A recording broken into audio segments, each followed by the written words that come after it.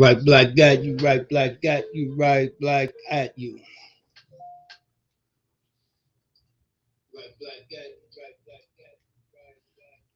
I hope my sound is good. I hope my sound is good. I hope my sound is good.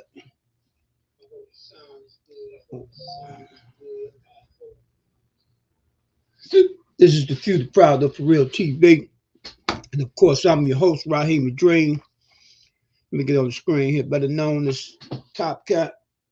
And let me point this up just a little bit here. Okay. And I hope everybody had a good, prosperous day. And I hope you're fine. I hope your families are fine. And I'm going to say peace and black power to all my brothers and sisters around the world. And peace and black power to the For Real team. Shout out to the For Real team. Shout out to the For Real team. Miss Elliott is always like the first one in the house. She say, hey, hey, I'm in the house. Hey, baby. And she also says, and the first to thumb up the video. All right, all right, all right. How are you today? How are you today? Once again, this is the Few the Proud of For Real TV. And this is going to be the ending to my, this little Black History Month thing. But, I'm black 24/8. You dig what I'm saying? Just like my leadership is 24/8, not 24/7, 24/8. And if you want to know about that, I got a video up called 24/8. Leadership 24/8. Okay. We're gonna give people time to get into the building. And Miss Elliott says, great, glad you're on tonight. Okay, yeah, yeah, thank you, thank you. All right. I guess I've been missed then, huh? I guess I've been missed. Okay, but yeah, I got something real sweet for y'all tonight. If you're ready for it. I don't know if you're ready for it though. You dig what I'm saying? See, you got to remember, I'm a revolutionary. I am a revolutionary. Okay. National Pan African. National Pan African. Unapologetically black. I don't apologize for being black. I'm sorry, but I just don't. And she said, you better know it. That's right. Yep. So I got something tonight, brother. I got Brother Malcolm coming up. And I don't want to blow it what he gonna speak on. So I ain't even gonna tell you what he gonna speak on. I'm gonna show it to you so you can see it for yourselves. Okay? And I hope you all will listen and get the message. Because the message he's talking about then is right proper for now.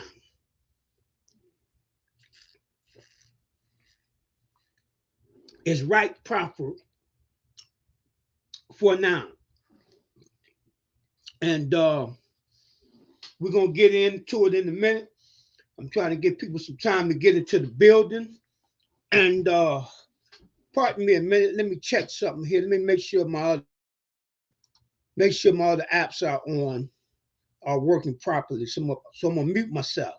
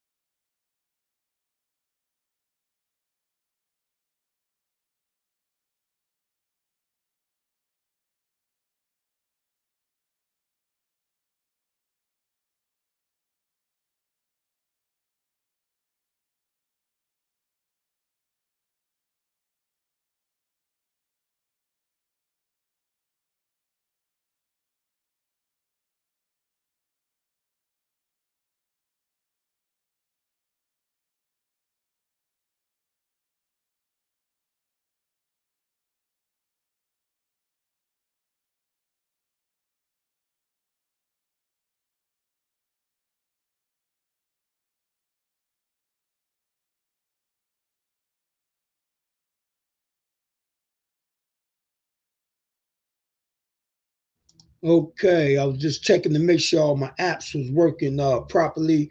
Thumb up the video, thumb up the video, thumb up the video. If it's your first time coming to the channel, subscribe to the channel, share, subscribe, and thumb up that video. Okay, Miss Elliott say I'm all ears tonight. Hoping last audience will be returning tonight. Okay, okay. You just remind me of something. You just remind me of somebody I should have sent this to. Oh man, let's see. How can I do it? And the link is in the chat. The link is in the chat. After Brother Malcolm gets finished, all you got to do is touch on the link and it'll bring you right in so you could comment right on the screen if you're not afraid. I know my people are afraid. I understand. I understand, but it's too bad that you are.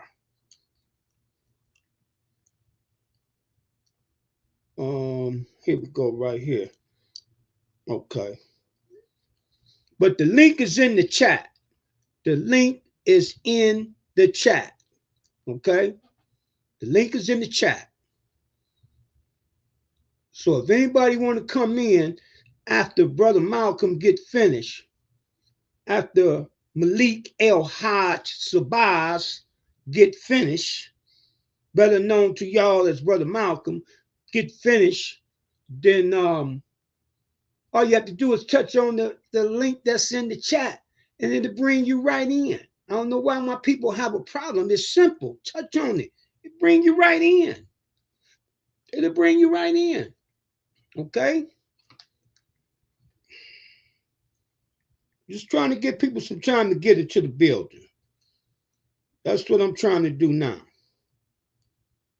I'm trying to get people time to get into the building.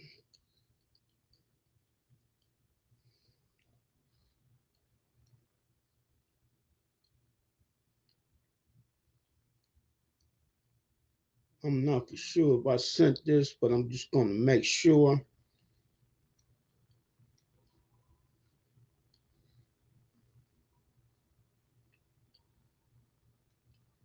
Just going to make sure. Okay. But the link is in the chat. So I'm trying to give people time to get into the building.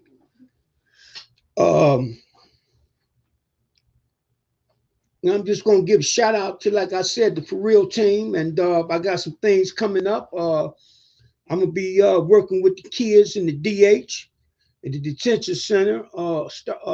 This coming week. I start that this coming week. Finally got through all the paperwork and everything. So I'll be getting on in there. Okay. Okay. Miss Grisby say, hey, Todd, what's going on, baby? Miss Grisby in the house. And so I'll be starting that. And I got some other things that we're going to be doing. We got some things coming up this summer, too. I'm going to say this spring, because I'm not going to actually wait till the full summer kick in. As soon as we get in the spring and we start getting that warmness, I'm going to start putting some things together for the For Real team to do. You understand what I'm saying? We ain't got time to be wasting. We don't have time to be wasting. We did enough talking. It's time to do the walking. We done did enough talking. It's time to do the walking. You dig? You dig. Okay. Miss Elliott say, hello, Yvette. Glad you made it back. How's your grandson? Okay. But yeah, so we got some things coming up, you know what I'm saying? And we're gonna get it in. We're gonna get it in. Like I say, I started working with the kids inside the detention center this coming weekend. What y'all call the weekend, I call it strong end. You dig what I'm saying? I'm gonna finish strong in there. Is where I'm gonna finish at. Finish strong. You dig what I'm saying? You know, so I'm going in and you know, the first thing I want to find out is what's on these little brothers' minds. You see what I'm saying?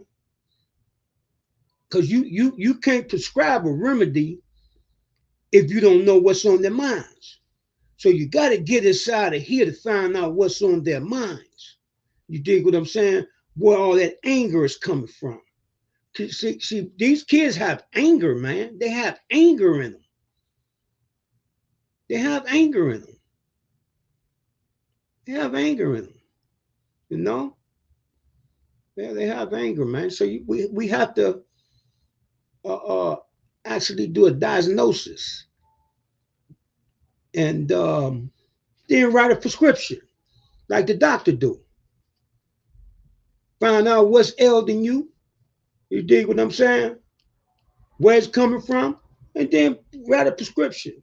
And the prescription I'm going to put together for them, it's going to be writings for them about themselves first. See, it's going to be writings about themselves, so I can get inside of here. I'm gonna have them the prescription. The first prescription is going to be for them to write about themselves, and then they're going to get up and read them in front of the class. You dig what I'm saying? And you'll be surprised. A lot of these kids are ailing from the same things. No fathers in the home. The parents not spending. The mama is not spending enough time. You understand what I'm saying? She's there, but she ain't there. You dig what I'm saying? I'm not knocking her. She's probably working hard, trying to go to school and everything else. So the kids pretty much raising themselves. I done talk to the kids in the street, and they tell me they don't listen to what their mamas tell them. They listen to what the rappers tell them. They listen to what the rappers tell them. They say the rappers raised them. You understand me? That's what they tell me. The rappers raised them because they listen to what the rappers say. You know? Okay, Miss Gravy say he's good just as long as he got me to guide him. Okay, Miss Elliott say you keep freezing. Oh, I keep freezing? Hmm. Okay, I keep freezing, huh? I don't know. I don't know. Okay. Okay. And she said you're so right. Okay. But yeah, so that's the first thing I have to do. We have to do with these kids. We have to get inside their minds. You understand what I'm saying? So we can find out what's ailing them. We have to find out what's ailing them. You know, you have to find out what's ailing them. You know, that's what we have to do. We have to find out what's ailing them. Okay. Okay, Miss Elliott said we have to set the example for our young folks. Ain't no, ain't no question about that. There ain't no question about that. Hold on, let me close this door. It's warm outside, and here they go with that loud music.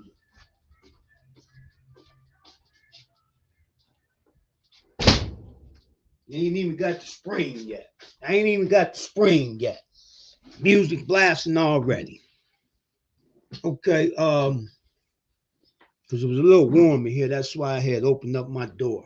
I had to close it. That music, I don't want it in my background. But yeah, so that's how we gonna have to. That's how I'm going to tackle it. It ain't about no we.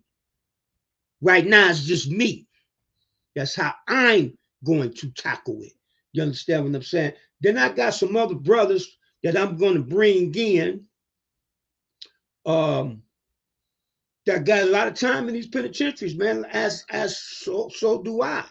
You dig what I'm saying? But I got some brothers, you dig what I'm saying, that's done like 33 years straight. Let's say 18 years straight, 20 years straight, 33 years straight, 45 years straight. Yeah, I got brothers like that that's been did 45 years straight, non-stop, 45 at one time, 35 at one time.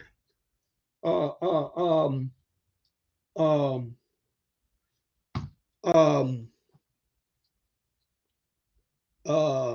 33 years straight, 20 years straight, 18 years straight. You did? Am I still freezing, y'all? Am I still freezing? I guess I'm gonna have to hook up my Ethernet cord, and I don't know what I did with it. But I see from now on, I'm gonna have to go back to my Ethernet. Where's my Ethernet cord at? Yeah, I'm gonna have to find my Ethernet cord or get me another one. Yeah, I'm gonna have to probably hook my Ethernet cord up, but I'm hoping I'm not still freezing. I hope I'm not still freezing. But yeah, so that's what I'm doing, starting this strong again. This strong again.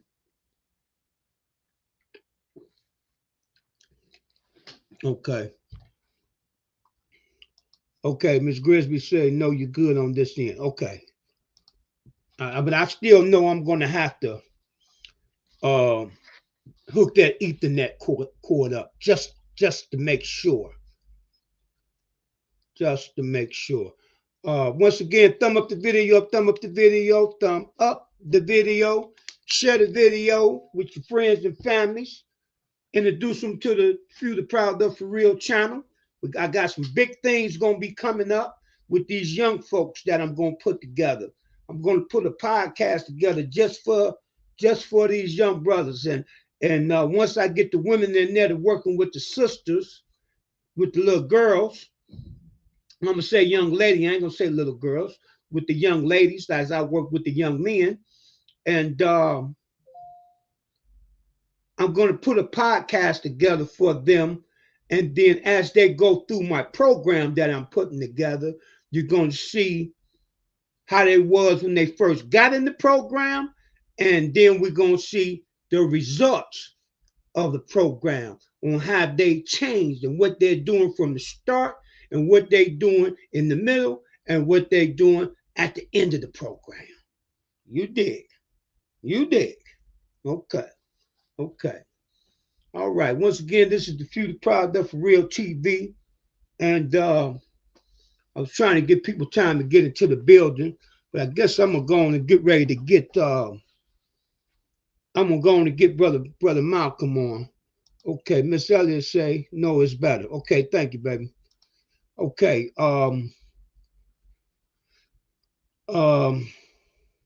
okay.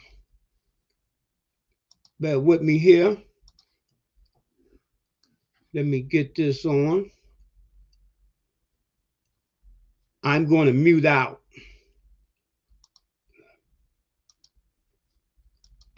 Hold on. I'm going to mute out. Hold on.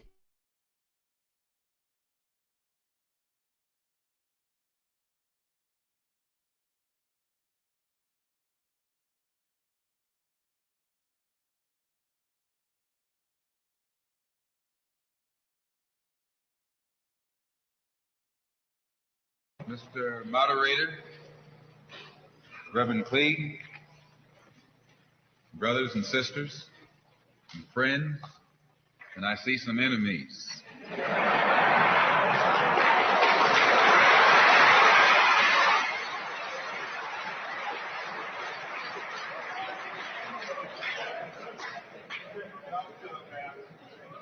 In fact, I think we'd be fooling ourselves if we had an audience this large and didn't realize that there were some enemies present. This afternoon, we want to talk about the ballot or the bullet. The ballot or the bullet explains itself. But before we get into it, since this is the year of the ballot or the bullet, I would like to clarify some things that refer to me personally concerning my own personal position. I'm still a Muslim. That is, my religion is still Islam.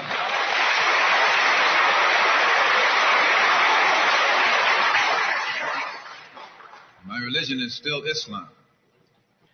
I still credit Mr. Muhammad for what I know and what I am. He's the one who opened my eyes. And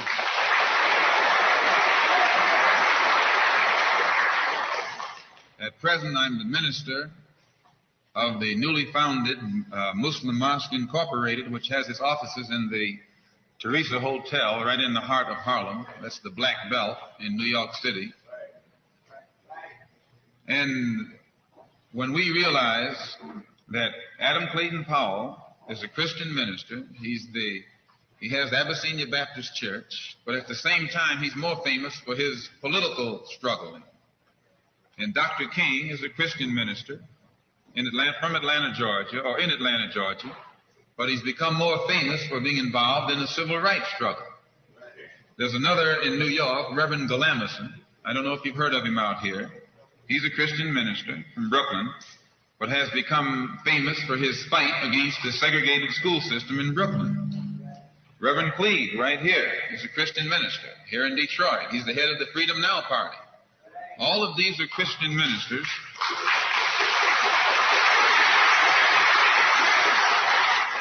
All of these are Christian ministers, but they don't come to us as Christian ministers. They come to us as fighters in some other category.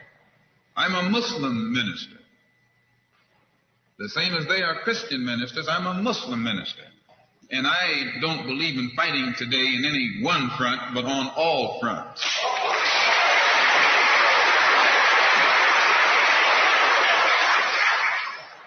In fact, I'm a black nationalist freedom fighter.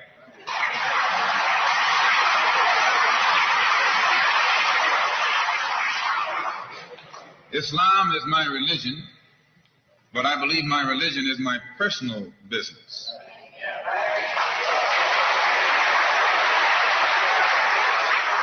It governs my personal life, my personal morals.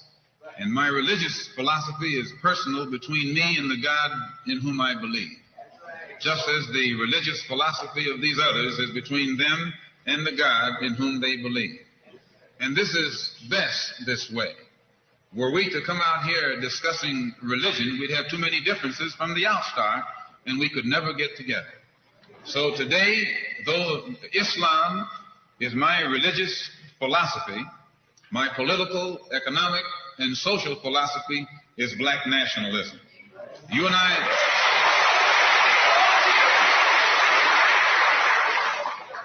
As I say, if we bring up religion, we'll have differences, we'll have arguments, we'll never be able to get together. But if we keep our religion at home, keep our religion in the closet, keep our religion between ourselves and our God, but when we come out here, we have a fight that's common to all of us against the enemy who is common to all of us.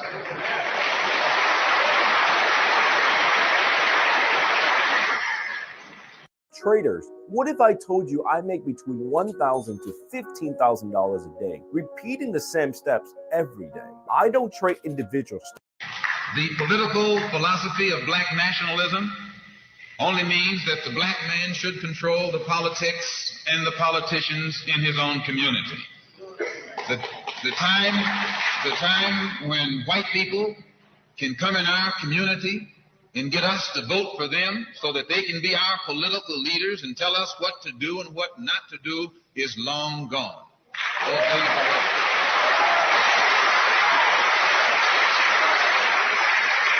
By the same token, the time when that same white man, knowing that your eyes are too far open, can send another Negro into the community, get you and me to support him so he can use him to lead us astray, those days are long gone.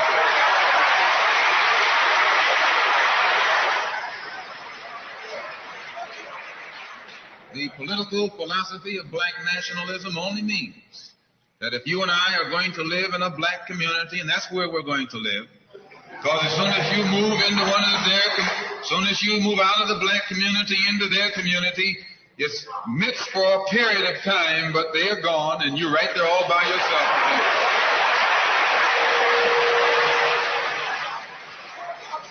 We must understand the politics of our community. and we must know what politics is supposed to produce. We must know what part politics play in our lives. And until we become politically mature, we will always be misled, led astray, or deceived or maneuvered into supporting someone politically who doesn't have the good of our community at heart. So the political philosophy of black nationalism only means that we will have to carry on a program, a political program of re-education to open our people's eyes, make us become more politically conscious, politically mature. And then we will, whenever we get ready to cast our ballot, that ballot will be cast for a man of the community who has the good of the community at heart. And the economic philosophy of black nationalism only means that we should own and operate and control the economy of our community. You would never find, you can't open up a black store in a white community. White man won't even patronize you. And he's not wrong. He got sense enough to look out for himself. And you who don't have sense enough to look out for yourself.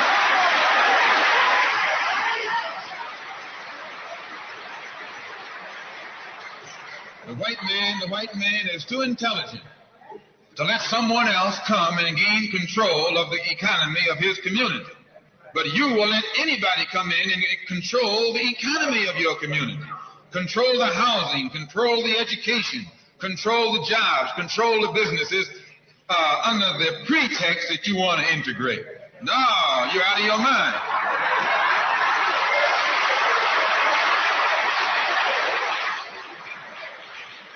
The economic philosophy of black nationalism only means that we have to become involved in a program of re-education to educate our people into the importance of knowing that when you spend your dollar out of the community in which you live, the community in which you spend your money becomes richer and richer. The community out of which you take your money becomes poorer and poorer.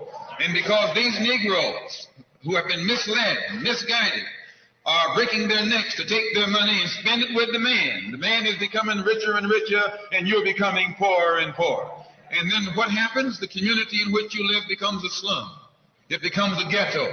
The conditions become run down. And then you have the audacity to complain about poor housing in a rundown community. Why, you run it down yourself when you take your dollar out.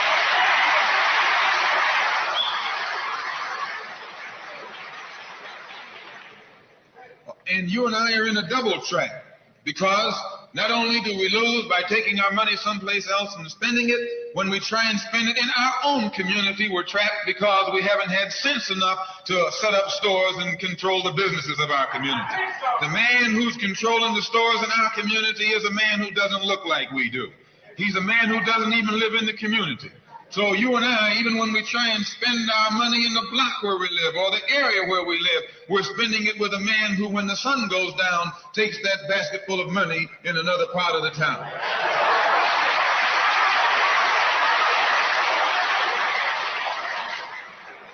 So we're trapped, double trapped, triple trapped. Anywhere we go, we find that we're trapped. And every kind of solution that someone comes up with is just another trap. But the political and economic philosophy of black nationalism, the economic philosophy of black nationalism shows our people the importance of setting up these little stores and developing them and expanding them into larger operations. Woolworth didn't start out big like they are today. They started out with a dime store and expanded and expanded and expanded until today they're all over the country and all over the world, and they're getting some of everybody's money. Now this, what you and I in General Motors, the same way, didn't start out like it is. It started out just a little rat race type operation, and it expanded and expanded until today is where it is right now. And you and I have to make a start. And the best place to start is right in the community where we live.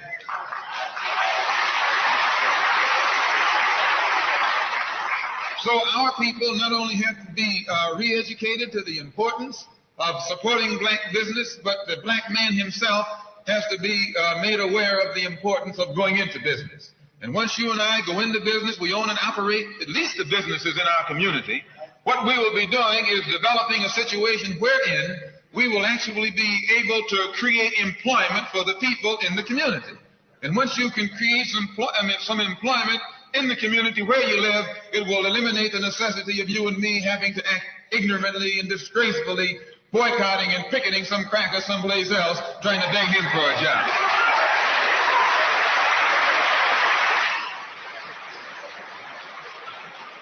Anytime you have to rely upon your enemy for a job, you're in bad shape.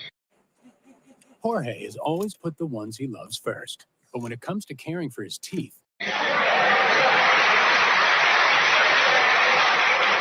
when he is your enemy, anytime you wouldn't be in this country if some enemy hadn't kidnapped you and brought you here.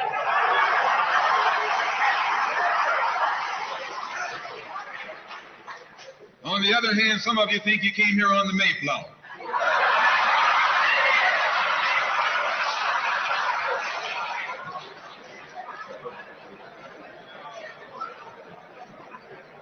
So as you can see, brothers and sisters, today, this afternoon, it's not our intention to discuss religion. We're going to forget religion. If we bring up religion, we'll be in an argument. And the best way to keep away from arguments and differences, as I said earlier, put your religion at home, in the closet. Keep it between you and your God. Because if it hasn't done anything more for you than it has, you need to forget it anyway.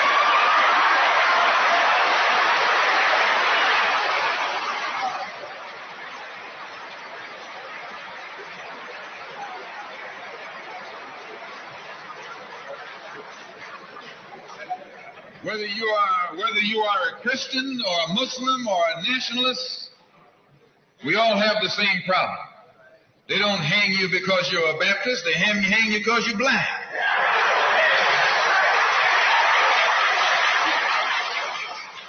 They don't attack me because I'm a Muslim, they attack me because I'm black. They attack all of us for the same reason. All of us catch hell from the same enemy. We're all in the same bag, in the same boat. We suffer political oppression, economic exploitation, and social degradation. All of them from the same enemy. The government has failed us.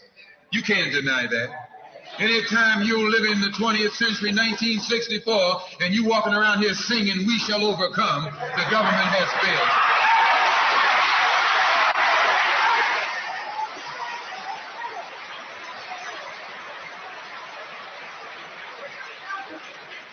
This is part of what's wrong with you. You do too much singing.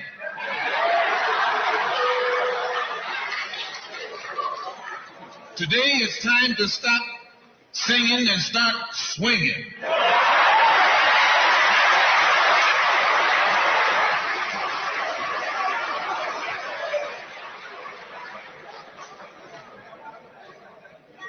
You can't sing up on freedom, but you can swing up on some freedom.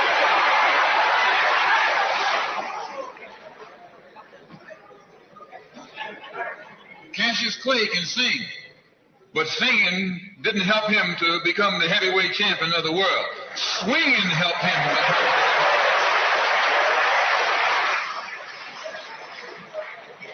So this government has failed us. The government itself has failed us. And the white liberals who have been posing as our friends have failed us. And once we see that all these other sources to which we've turned have failed, we stop turning to them and turn to ourselves. We need a self-help program, a do it yourself philosophy, a do it right now philosophy. It's already too late philosophy. This is what you and I need to get with. And the only way we're going to solve our problem is with a self-help program. Before we can get a self-help program started, we have to have a self-help philosophy. Black nationalism is a self-help philosophy. What's so good about it, you can stay right in the church where you are and still take black nationalism as your philosophy. You can stay in any kind of civic organization that you belong to and still take black nationalism as your philosophy. You can be an atheist and still take black nationalism as your philosophy. This is a philosophy that eliminates the necessity for division and argument. Because if you're black, you should be thinking black. And if you're black and you're not thinking black at this late date, well, I'm sorry for you.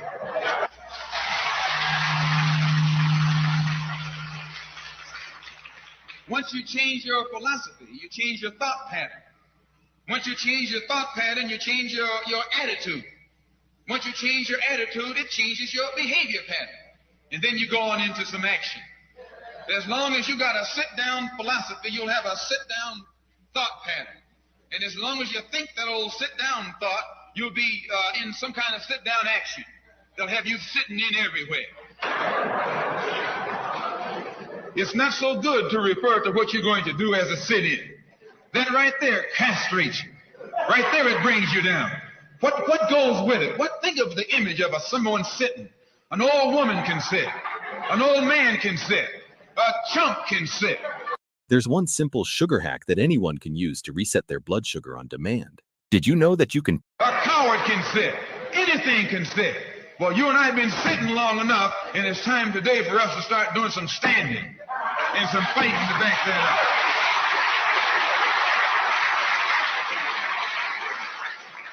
When we look at other parts of this earth upon which we live, we find that black, brown, red, and yellow people in Africa and Asia are getting their independence.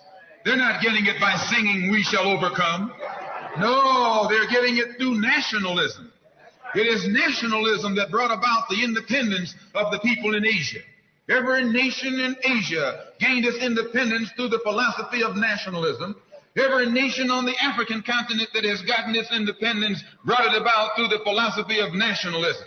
And it will take black nationalism that to bring about the freedom of 22 million Afro-Americans here in this country where we have suffered colonialism for the past 400 years.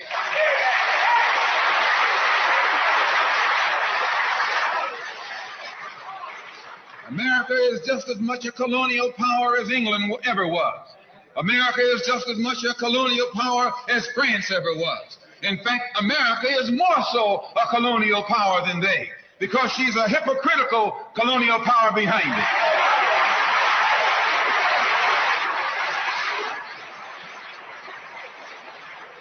What do you call second-class citizenship? Why, that's colonization. Second-class citizenship is nothing but 20th century slavery. How are you going to tell me you're a second-class citizen? They don't have second-class citizenship in any other government on this earth. They just have slaves and people who are free. Well, this country is a hypocrite. They try and make you think they set you free by calling you a second-class citizen. No, you're nothing but a 20th century slave.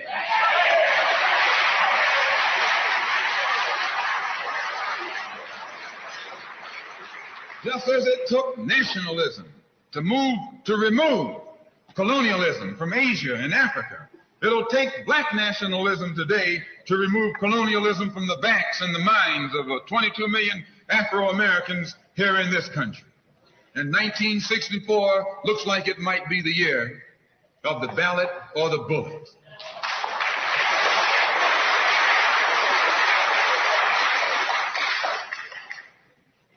Why does it look like it might be the year of the ballot or the bullet? Because Negroes have listened to the trickery and the lies and the false promises of the white man now for too long. And they're fed up. They've become disenchanted. They've become disillusioned. They've become dissatisfied. And all of this has built up frustrations in the black community that makes the black community throughout America today more explosive than all of the atomic bombs the Russians can ever invent. Whenever you got a racial powder keg sitting in your lap, you're in more trouble than if you had an atomic powder keg sitting in your lap. When a racial powder keg goes off, it doesn't care who it knocks out the way. Understand this, it's dangerous. And in 1964, this seems to be the year. Because what can the white man use now to fool us? After he put down that march on Washington, and you see all through that now, he tricked you, had you marching down to Washington. Yes, had you marching back and forth between the feet of a dead man named Lincoln and another dead man named George Washington, singing "We Shall Overcome."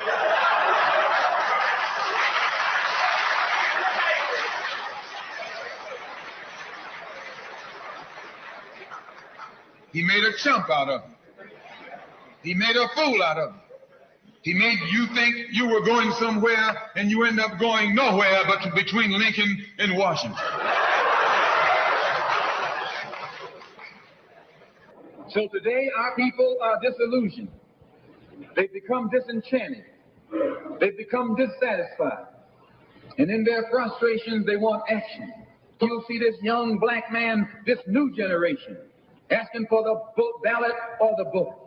That old Uncle Tom action is outdated. The young generation don't want to hear anything about the odds are against us. What do we care about odds?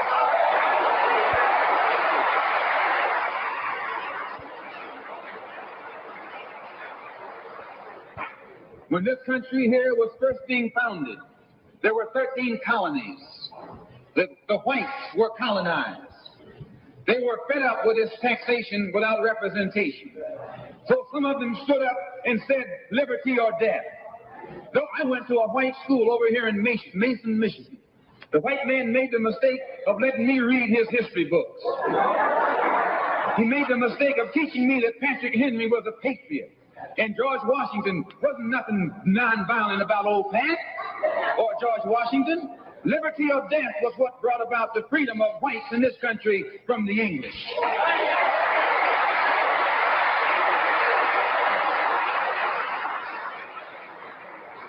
They didn't care about the odds. Why, they faced the wrath of the entire British Empire.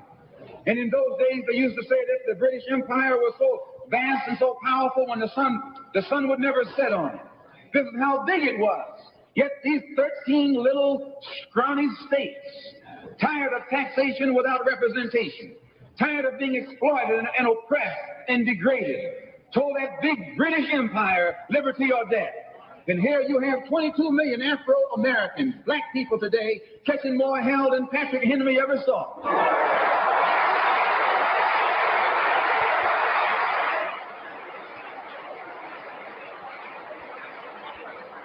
And I'm here to tell you, in case you don't know it, that you got a new generation of black people in this country who don't care anything whatsoever about odds. They don't want to hear you, old Uncle Tom, handkerchief heads talking about the odds. No.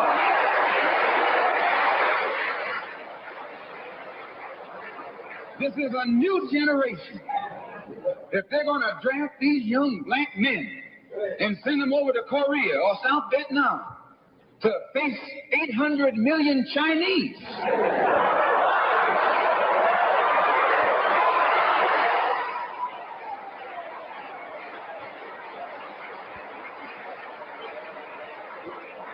If you're not afraid of those odds, you shouldn't be afraid of these odds.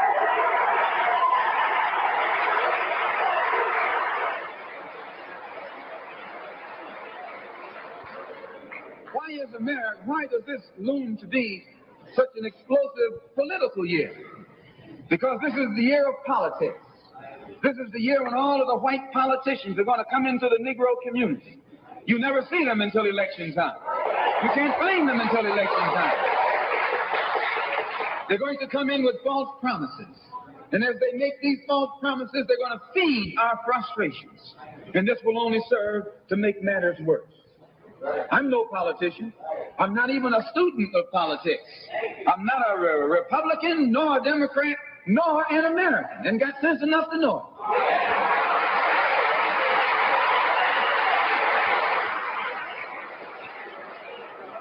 I'm one of the 22 million black victims of the Democrats. One of the 22 million black victims of the Republicans, and one of the 22 million black victims of Americanism.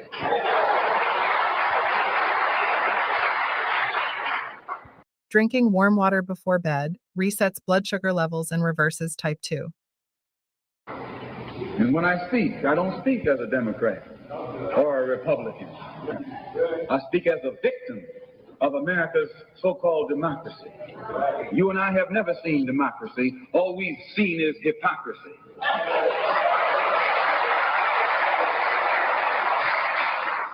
When we open our eyes today and look around America, we see America not through the eyes of someone who has enjoyed the fruits of Americanism. We see America through the eyes of someone who has been the victim of Americanism. We don't see any American dream. We've experienced only the American nightmare. We haven't benefited from America's democracy. We've only suffered from America's hypocrisy. And the generation that's coming up now can see it and are not afraid to say it. If you go to jail, so what? If you're black, you were born in jail.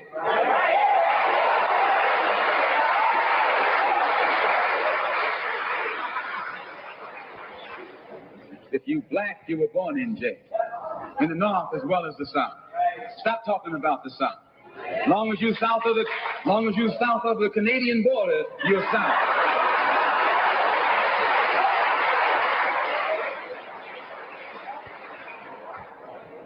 Don't call Governor Wallace a Dixie governor. Romney is a Dixie governor.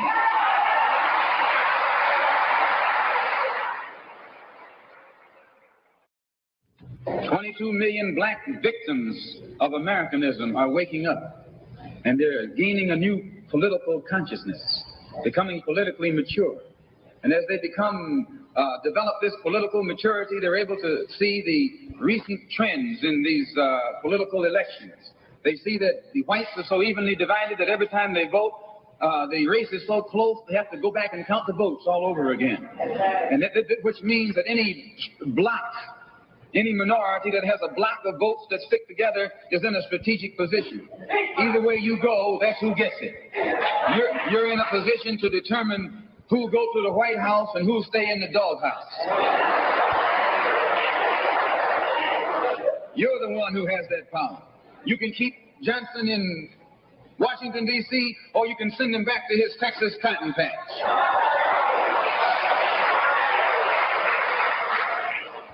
You're the one who sent Kennedy to Washington. You're the one who put the present Democratic administration in Washington, D.C. The whites were evenly divided. It was the fact that you threw 80% of your votes behind the Democrats that put the Democrats in the White House. When you see this, you can see that the Negro vote is the key factor. And despite the fact that you are in a position to be the determining factor, what do you get out of it? The Democrats have been in Washington, D.C. only because of the Negro vote. They've been down there 4 years. And all other legislation they wanted to bring up, they brought it up and gotten it out of the way, and now they bring up you. And now they bring up you. You put them first and they put you last. Because you're a chump.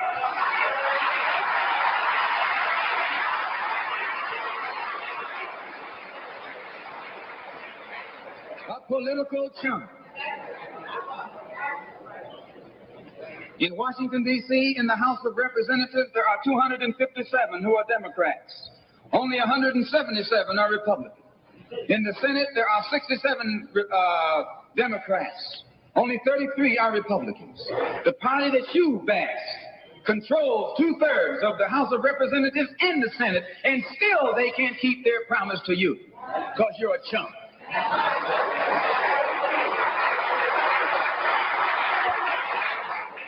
Anytime you throw your weight behind a political party that controls 2/3 of the government, and that party can't keep the promise that it made to you during election time, and you're dumb enough to walk around continuing to identify yourself with that party, you're not only a chump, but you're a traitor to your race.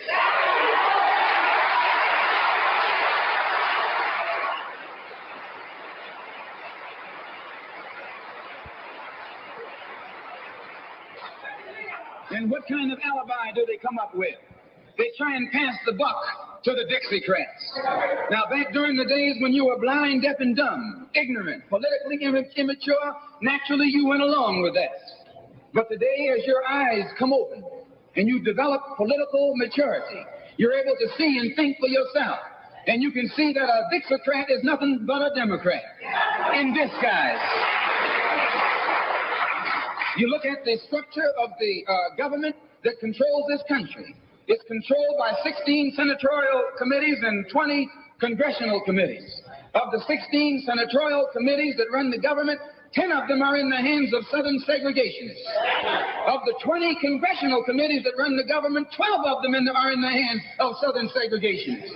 And they're going to tell you and me that the South lost the war.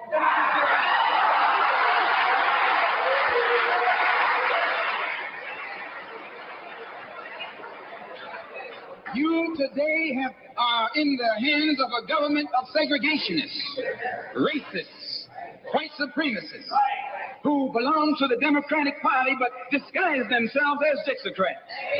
Dixiecrat is nothing but a Democrat. Whoever runs the Democrats is also the father of the Dixiecrats. And the father of all of them is sitting in the White House.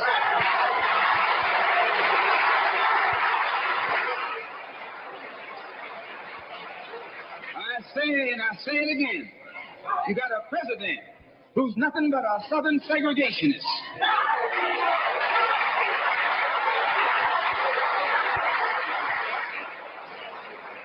From the state of Texas. They'll lynch you in Texas as quick as they'll lynch you in Mississippi. Only in Texas, they lynch you with a Texas accent. In Mississippi, they lynch you with a Mississippi accent. And the first thing the cracker does when he comes in power, he takes all the Negro leaders and invites them for coffee.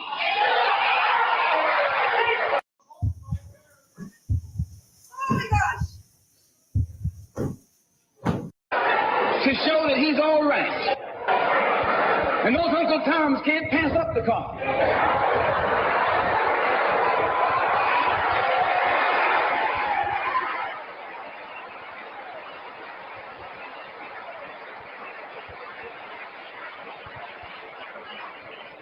They come away from the coffee table telling you and me that this man is all right.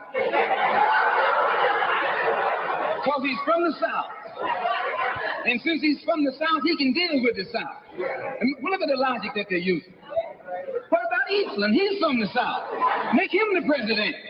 If Johnson is a good man because he's from Texas, and then from Texas, if Johnson is a good man because he's from Texas, and then from Texas will enable him to deal with the South, Eastland can deal with the South better than Johnson. Oh, I say, you've been misled. You've been had. You've been took.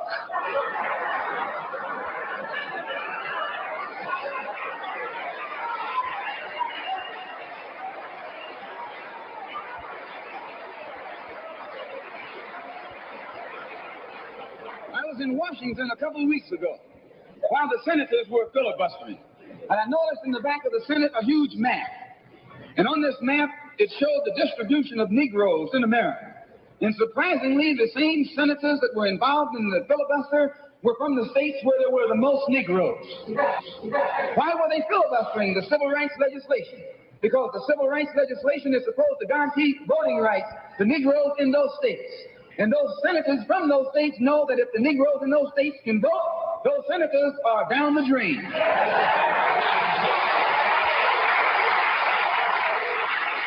The representatives of those states go down the drain. And in the Constitution of this country, it has a stipulation wherein whenever the rights, the voting rights of people in a certain district are violated, then the representative who's from that particular district, according to the Constitution, is supposed to be expelled from the Congress. Now, if this particular aspect of the Constitution was enforced, why, you wouldn't have a cracker in Washington, D.C.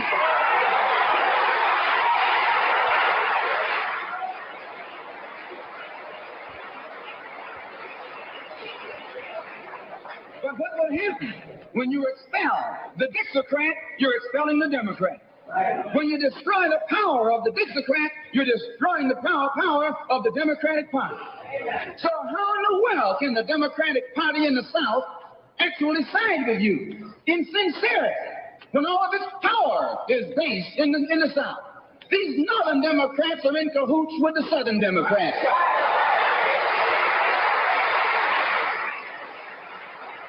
They're playing a giant con game, a political con game. You know how it goes.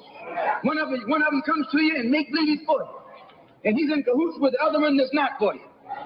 Why? Because neither one of them is for you. But they got to make you go with one of them or the other. So this is a con game. And this is what they've been doing with you and me all these years. First thing Johnson got off the plane, when he became president, he asked, "Where's Dickie?" You know who Dickie is? Dickie is old Southern cracker Richard Russell. Look here. Yes.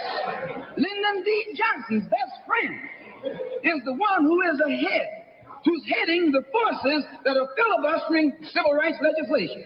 You tell me, how in the hell is he going to be Johnson's best friend?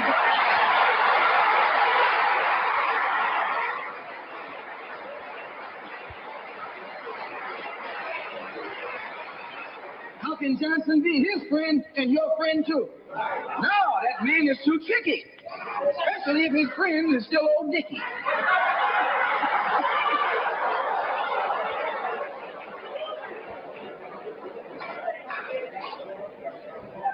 Whenever the Negroes keep the Democrats in power, they're keeping the Dixiecrats in power. This is true. A vote for a Democrat is nothing but a vote for a Dixiecrat. I know you don't like me saying that, but I'm not the kind of person who come here to say what you like. I'm going to tell you the truth whether you like it or not.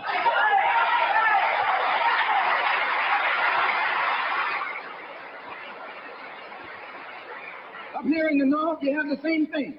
The Democratic Party don't do it. They don't do it that way. They got a thing that they call gerrymandering. They maneuver you out of power. Even though you can vote, they fix it so you're voting for nobody. They got you going and coming. In the South, they're outright political wolves. In the North, they're political foxes. A fox and a wolf are both canine. Both belong to the dog family.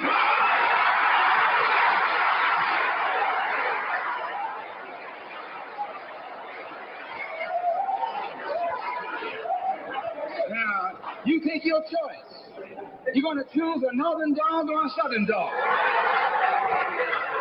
Because either dog you choose, I guarantee you, you'll still be in the doghouse. This is why I say it's the ballot or the bullet. It's liberty or it's death. It's freedom for everybody or freedom for nobody.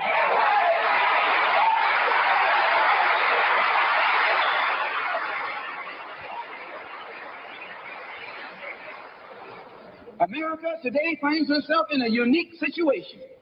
Historically, revolutions are bloody. Oh, yes, they are. They have never had a bloodless. There's one simple sugar hack anyone can do to balance glucose levels almost overnight.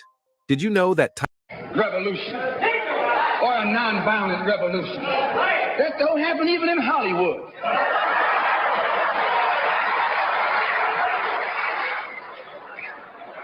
You don't have a revolution in which you love your enemy. And you don't have a revolution in which you are begging the system of exploitation to integrate you into it. Revolutions overturn systems. Revolutions destroy systems. A revolution is bloody.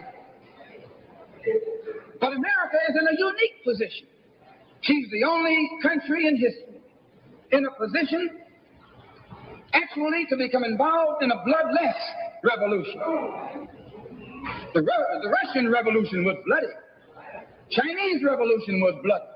French Revolution was bloody. Cuban Revolution was bloody. And there was nothing more bloody than the American Revolution.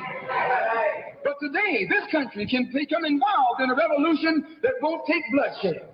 All she's got to do is give the black man in this country everything that's doing. Everything.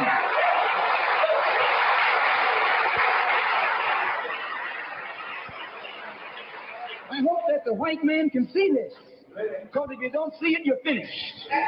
If you don't see it, you're going to become involved in some action in which you don't have a chance. We don't care anything about your atomic bomb. It's useless. Because other countries have atomic bombs. When 2 or 3 different countries have atomic bombs, nobody can use it. So it means that the white man today is without a weapon. If you want some action, you got to come on down to earth. And there's more black people on earth than there are white people on earth.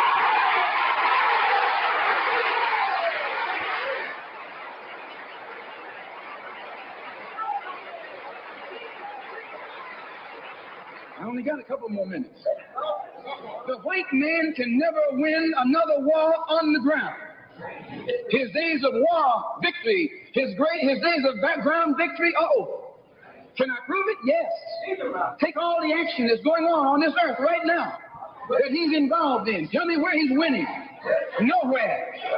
Why, some rice farmers, some rice eaters ran him out of Korea. Yes, they ran him out of Korea.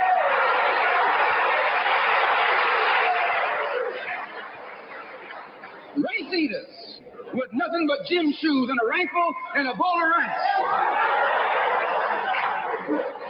Took him and his tanks and his napalm and all that other action he's supposed to have and ran him across the Yalu. Why? Because the day that he can win on the ground is past. Up in French Indochina, those little peasants, rice growers, took on the might of the French army and ran all the Frenchmen. You remember Dien Bien Phu? No.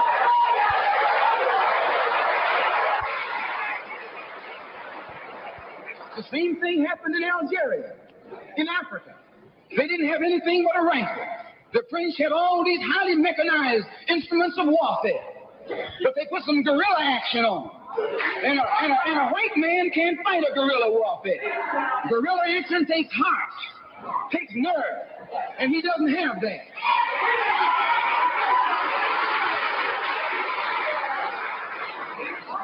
He's brave when he's got tanks. He's brave when he's got planes. He's brave when he's got bombs. He's brave when he got a whole lot of company along with him. But you take that little man from Africa and Asia, turn him loose in the woods with a blade.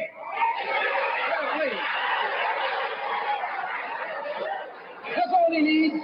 All he needs is a blade. And when the sun comes down, goes down, and it's dark, it's even Steven.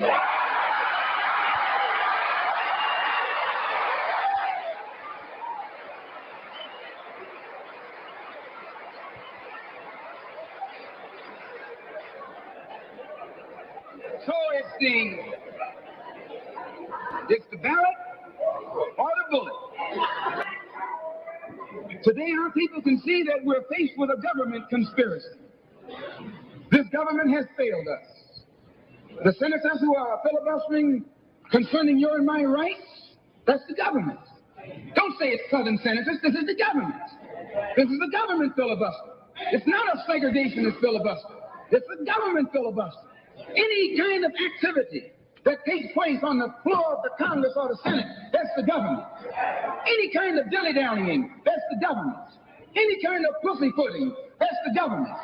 Any kind of act that's designed to delay or deprive you and me right now of getting full rights, that's the government that's responsible. And anytime you find the government involved in a conspiracy to violate the citizenship or the civil rights of a people, then you are wasting your time going to that government expecting redress. Instead, you have to take that government to the World Court and accuse it of genocide and all of the other crimes that it is guilty of today.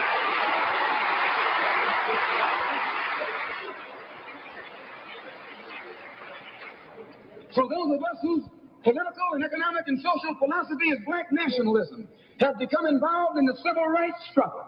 We have injected ourselves into the civil rights struggle, and we intend to expand it from the level of civil rights to the level of human rights. As long as you fight it on the level of civil rights, you're under Uncle Sam's jurisdiction. You're going to his court expecting him to correct the problem. He created the problem. He's the criminal. You don't take your case to the criminal, you take your criminal to court.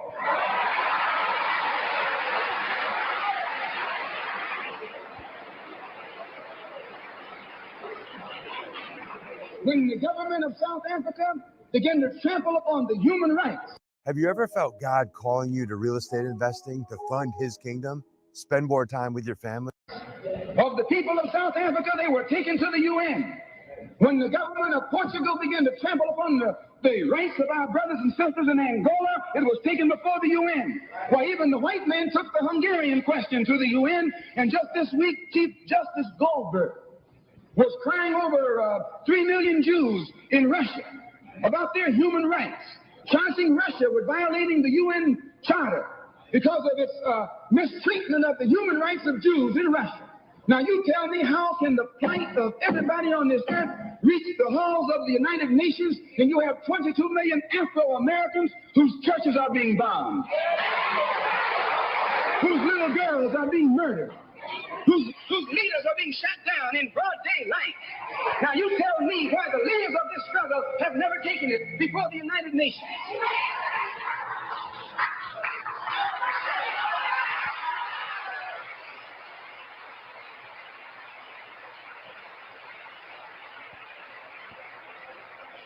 So our next move is to take the entire civil rights struggle problem into the United Nations.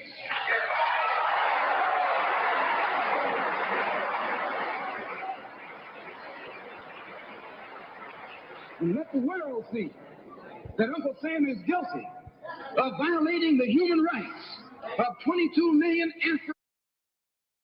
and still has the audacity or the nerve to stand up and represent himself as the leader of the free world.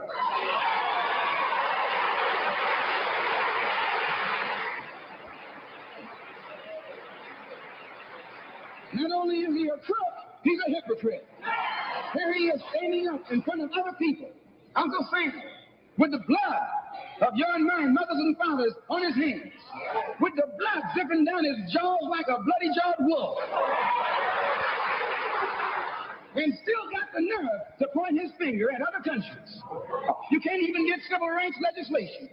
And this man has got the nerve to stand up and talk about South Africa, or talk about Nazi Germany, or talk about Portugal. No more days like those.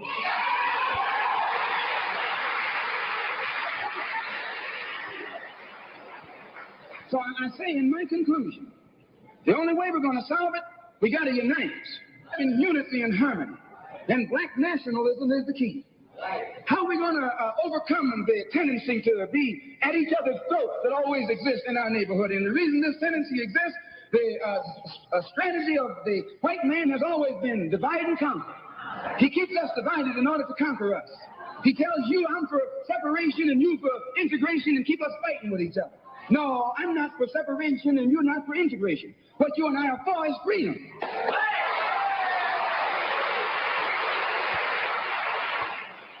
Only you think that integration will get you freedom. I think separation will get me freedom.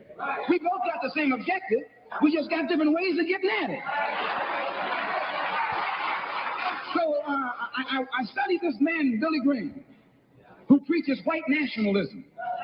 That's what he preaches.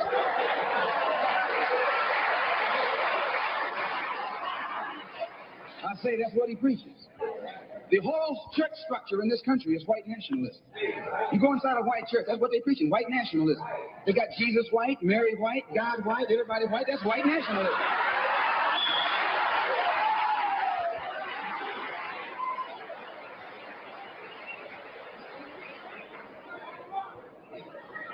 So what he does, the way he circumvents the jealousy and envy that he ordinarily would incur among the heads of the church. Whenever you go into an area where the church already is, you're going to run into trouble.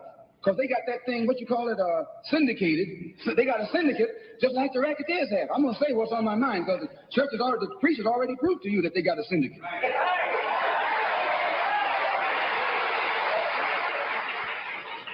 And when you're out in the rackets, whenever you're getting in another man's territory, you know, they gang up on you.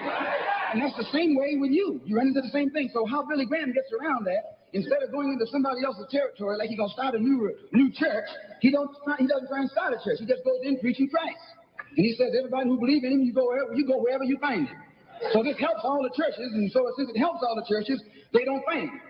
Well, we're going to do the same thing, only our gospel is black nationalism.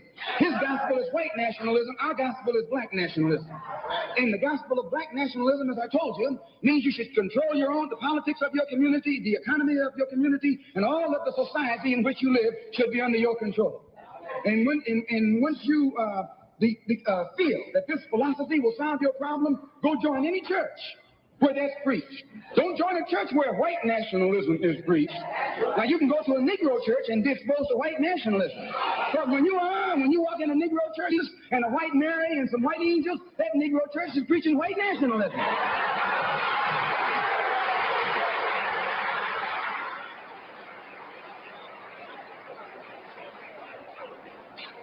When you go to a church and you see the pastor of that church with a philosophy and a program that's designed to bring black people together and elevate black people, join that church.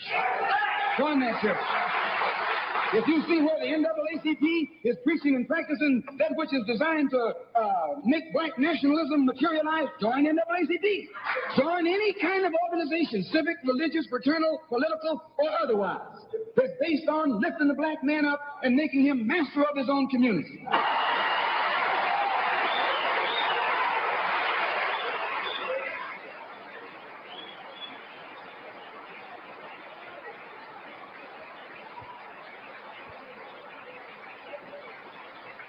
It'll be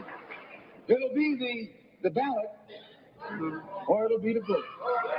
It'll be liberty, or it'll be death. And if you're not ready to pay that price, don't use the word freedom in your vocabulary. One more thing. I was on a program in Illinois recently with Senator Paul Douglas, the so-called liberal, so-called Democrat, so-called white man. At which time he told me that our African brothers were not interested in us in Africa. He says the Africans aren't interested in the American Negro. I knew he was lying. But during the next 2 or 3 weeks, it's my intention and plan to make a tour of our African homeland. And I hope that when I come back, I'll be able to come back and let you know how our African brothers and sisters feel toward us.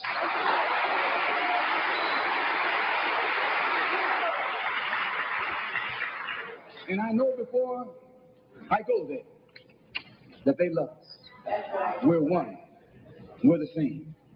The same man who has colonized them all these years colonized you and me too, all these years. And all we have to do now is wake up and work in unity and harmony, and the battle will be over.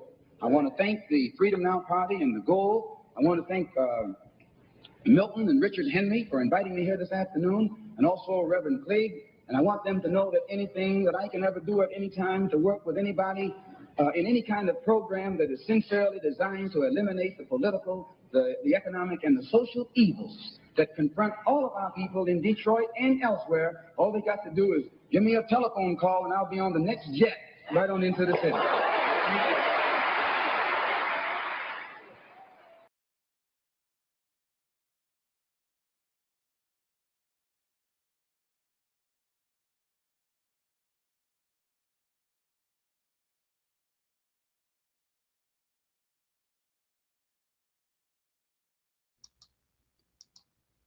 All right, all right, all right, all right. You right, black guy, you right, black guy, you right, black guy, you. I hope my sound is still good. What my thing got here? I hope my sound is still good. I hope my sound is still good. Oh man, I'm live, brother. Hold.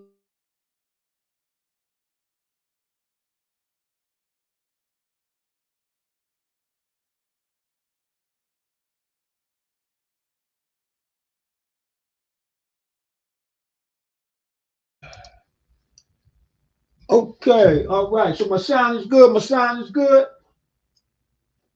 My sound is good. Can everybody hear me? Is my sound good? Okay, all right. So my sound is good. My sound is good. My sound is good. Okay, peace and black power. Peace and black power. All right. How did everybody enjoy that? Did everybody enjoy that? Did everybody enjoy that? Did everybody enjoy that? Okay, let's see what we got here. Okay, Miss Grisby said, did everyone hear when he said this is a different generation? So it has been going on for years, just got worse. Yeah, in the wrong direction. Because the generation back in that time, you know, was involved with the civil rights and all that there. You understand what I'm saying? You have to remember the average age of the civil rights was like, I think 14 to 21. Nation of Islam was like 14, 15 to 21. You understand what I'm saying? Okay, and that's what he was saying. But you're right, it's worse now. Okay, Miss Elliott said, yes, it's definitely gotten worse, no doubt. Mike in the house. What's going on, my brother? What he was speaking about in the 60s is still going on in today's time. Exactly. That's why I wanted to put it up, Mike. I said that at the beginning when I first came on, that what he's going to be talking about still lives today. It represents today, still represents today, right now. Okay. Okay, Miss Gridley say, hey, Mike, that's what I just said. It's ridiculous. Okay, Miss Elliott say, hey, Mike, glad you're in the house. Okay, Miss Grisby say, yes. This is my brother Raheed. This Pat, y'all. This is my brother here. Raheed said we have to become more mentally free from process of information that we have been given. No question about it. No question about it. Miss Elliott says yes. Raheed, you know what? Let me see if I can get Raheed on the screen. I hope you're ready, brother. Ready, brother. Let me um y'all excuse me for 1 minute. I'm about to go on mute, see if I can get this brother in.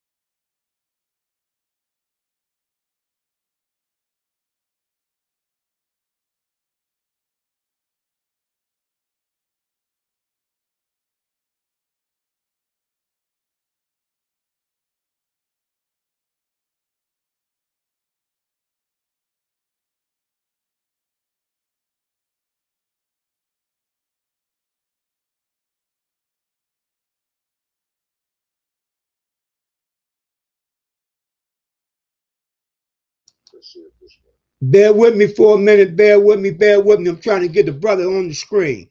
Bear with me, brothers and sisters.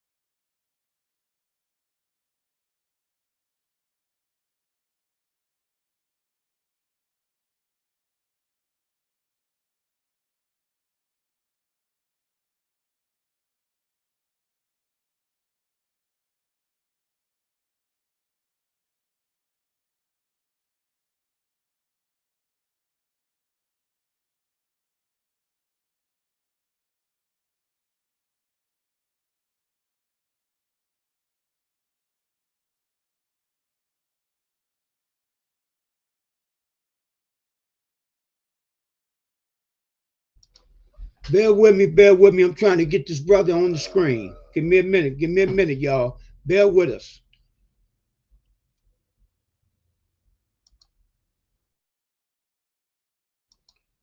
Trying to get my brother Rahid to come in.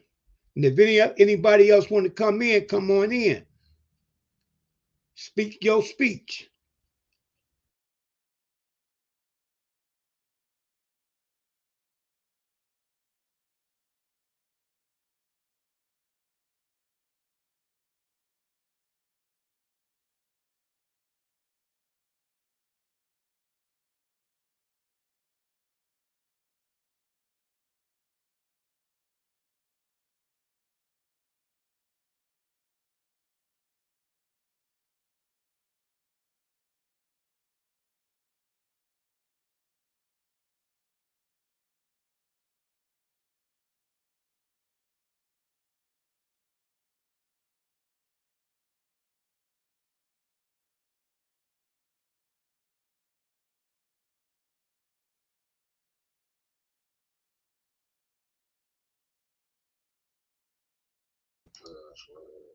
I see my brother Theodis in the chat down there. Hey Theodis, come on in, man. I'm trying to get Patty in right now. I'm trying to walk him through it right now. Touch on the link in the chat, Theodis, and you can come on in, my brother. Come on in.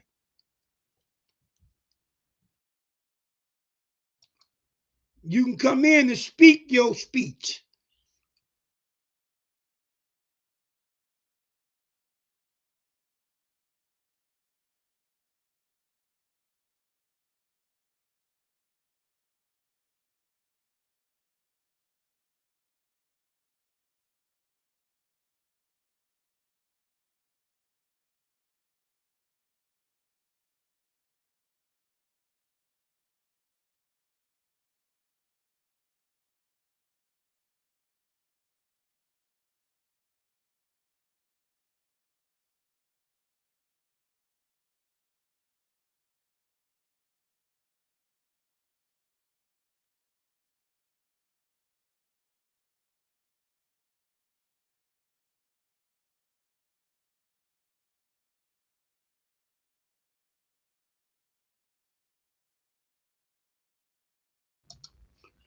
Trying to walk this brother through. Y'all just be patient with me. Hey, TJ, do the same, brother. Tap on that, what's the name, and come on in.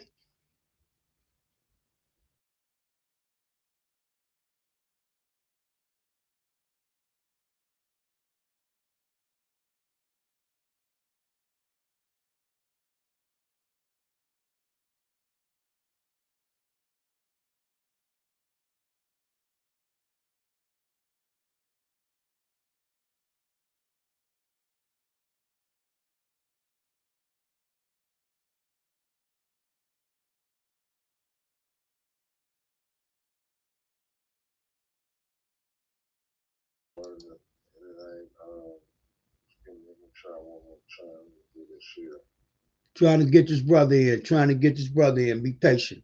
TJ, come on in, brother.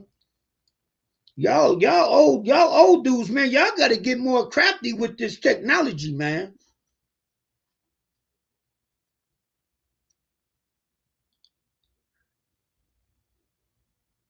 Y'all got to get more crafty with this technology. I learned this stuff on my own, man. Didn't nobody even sit down. I learned it on my own. I was determined to get my channel up and running, man, and couldn't get no help right here. I had to learn on my own. I learned all this stuff on my own. I had one brother come over, Miss Elliott paid him to come over a few times to help me with a few things to get me updated. But all in all, I taught myself. See, man, can we get in here and change through Facebook? Yeah, why he? Okay.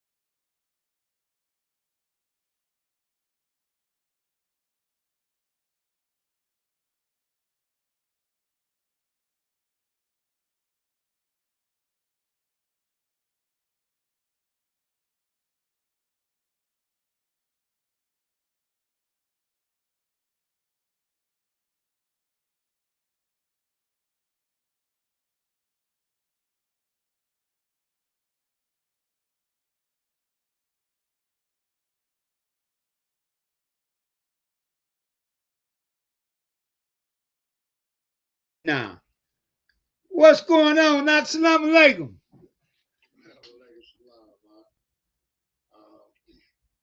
Is you got your speaker on? What's that now? Wait a minute, hold it. Let me. Because I can't hear you. Say something. I can't hear you. Can't hear you.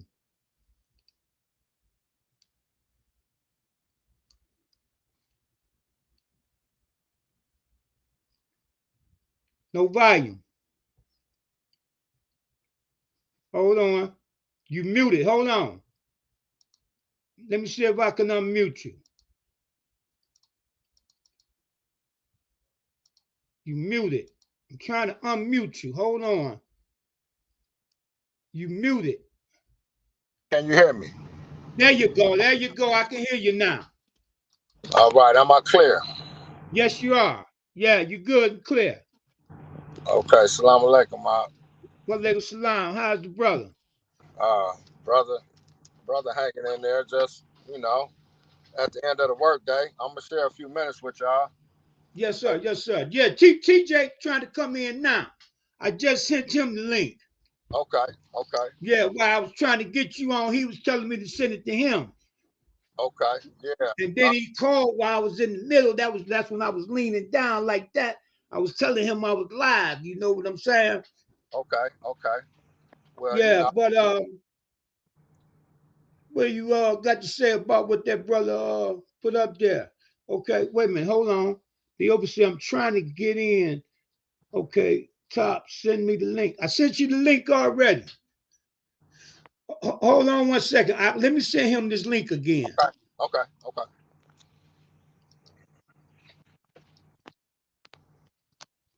TJ, you got to check your email.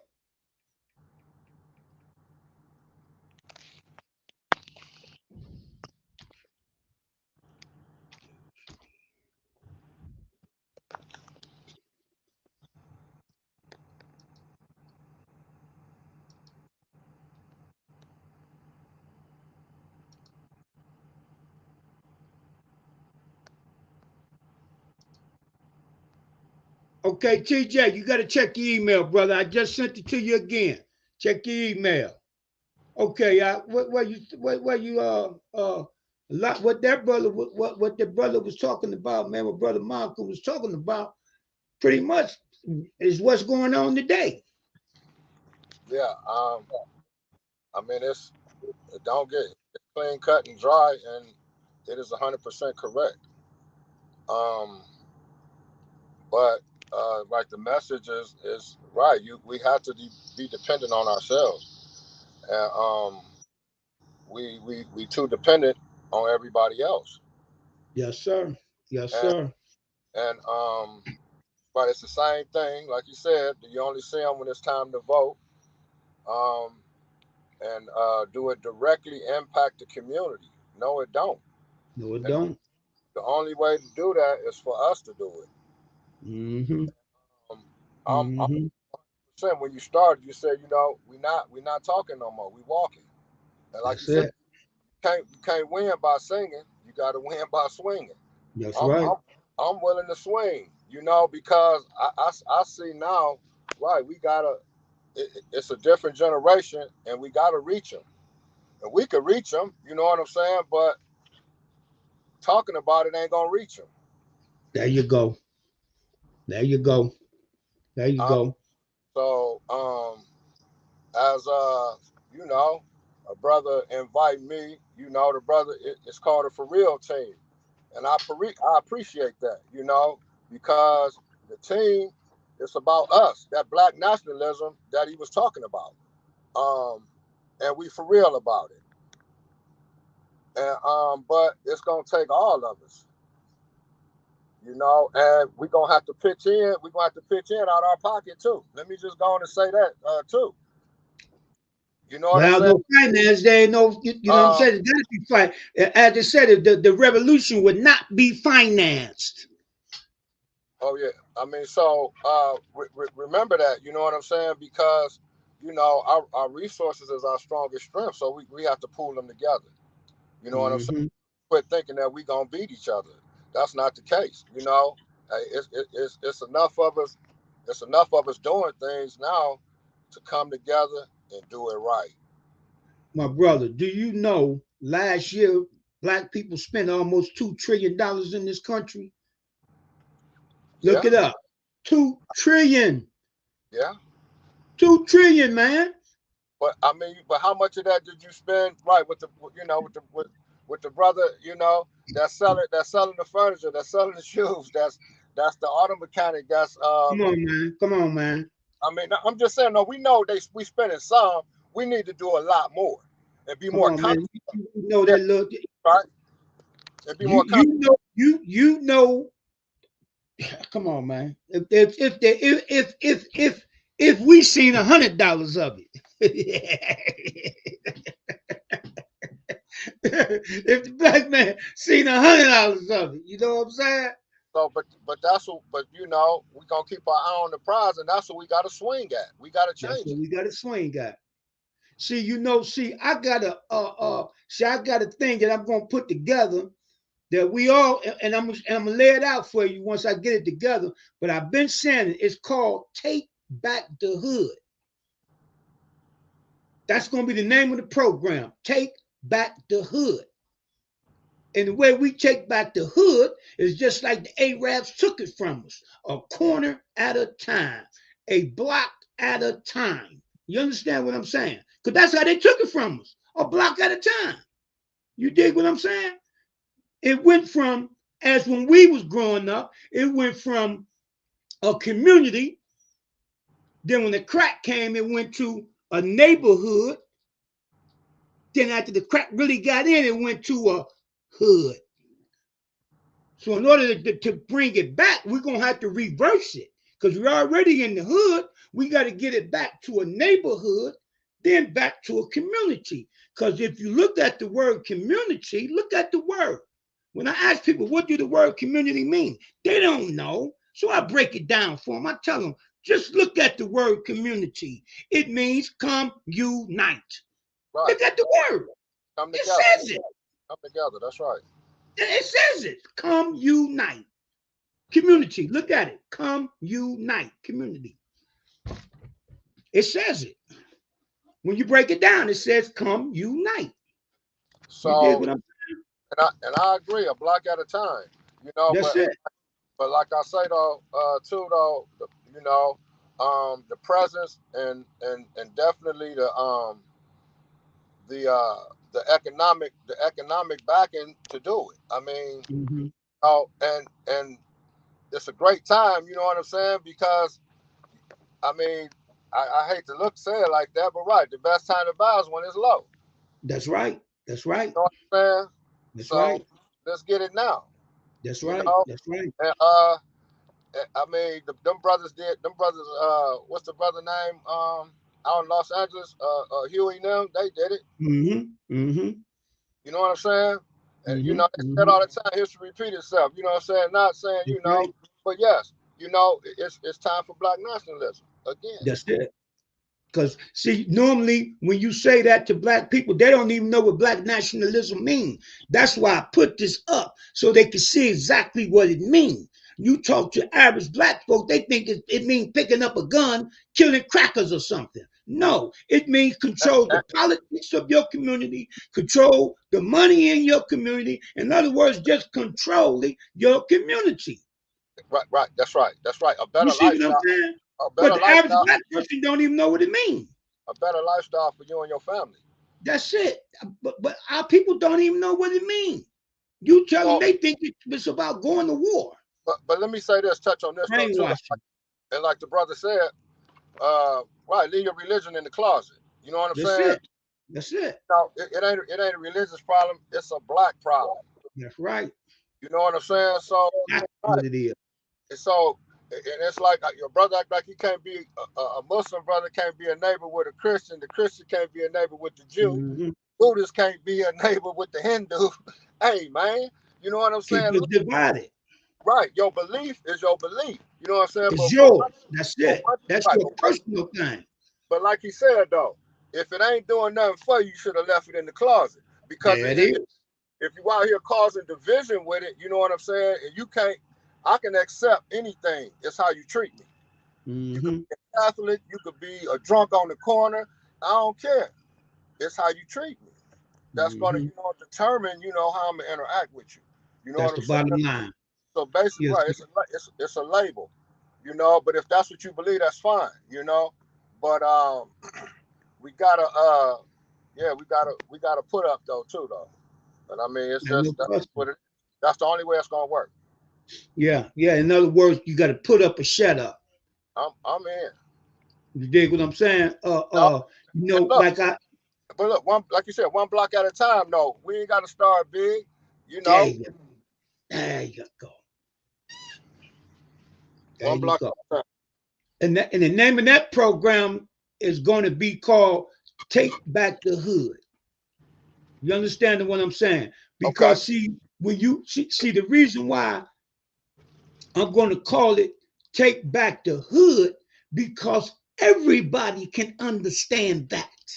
You understand what I'm saying?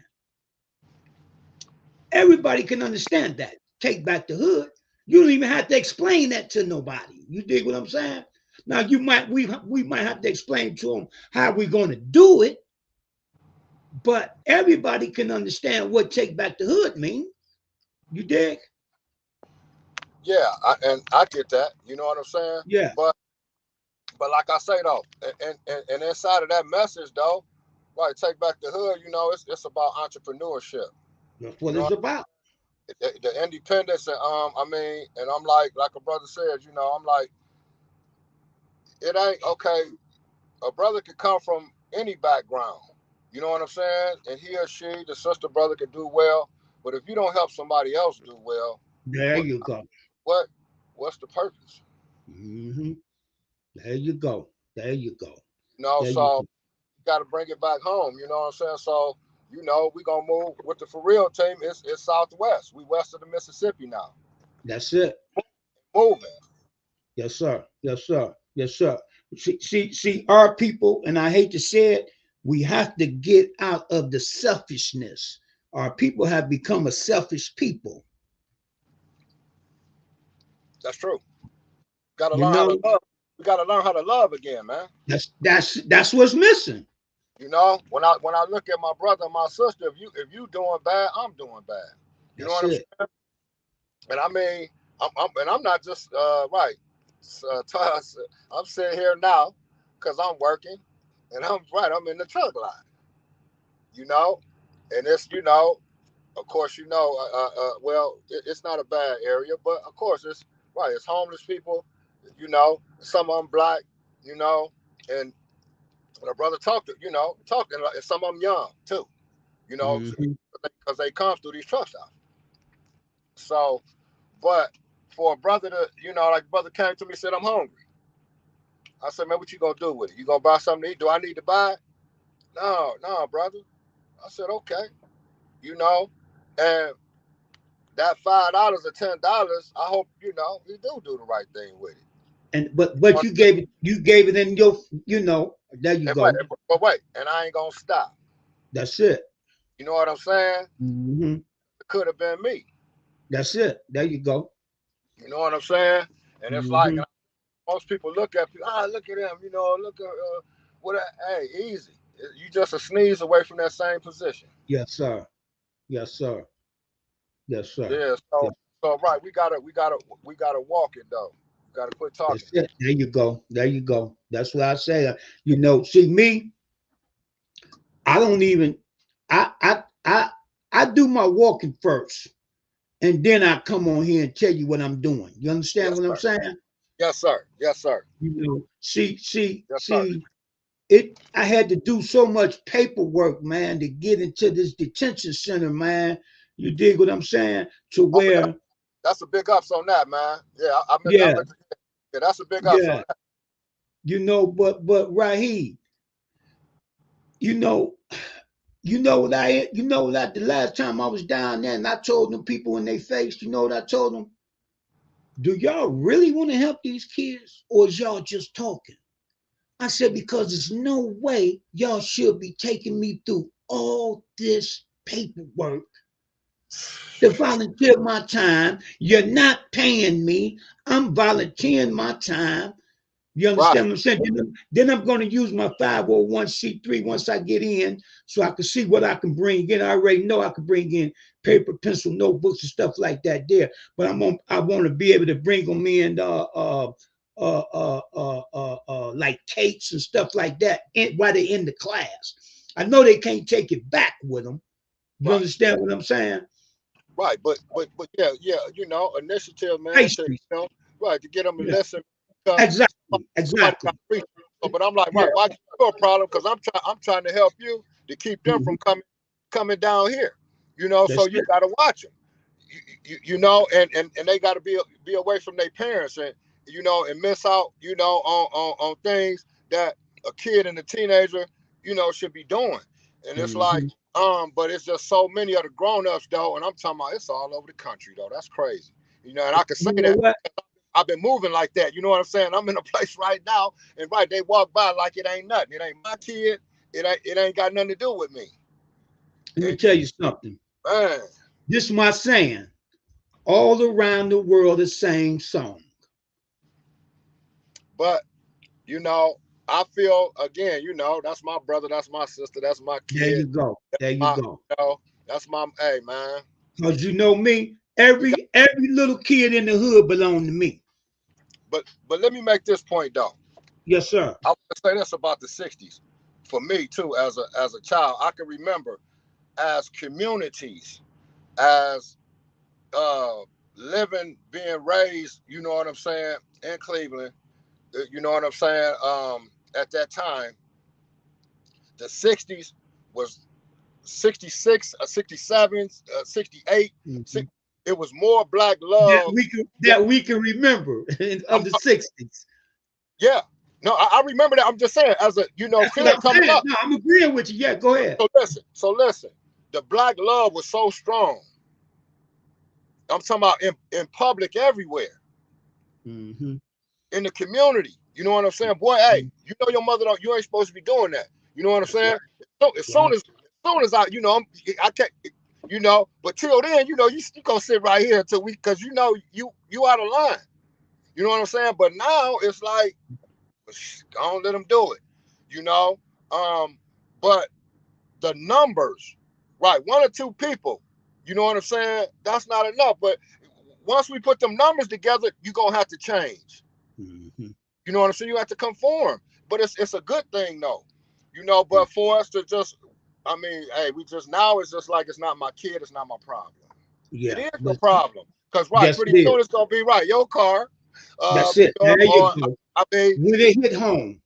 listen, I mean, and we can honestly say, you know, and I'm gonna say that though too, though. I mean, that's another segment, but right, I have my problems making bad choices, causing other people problems.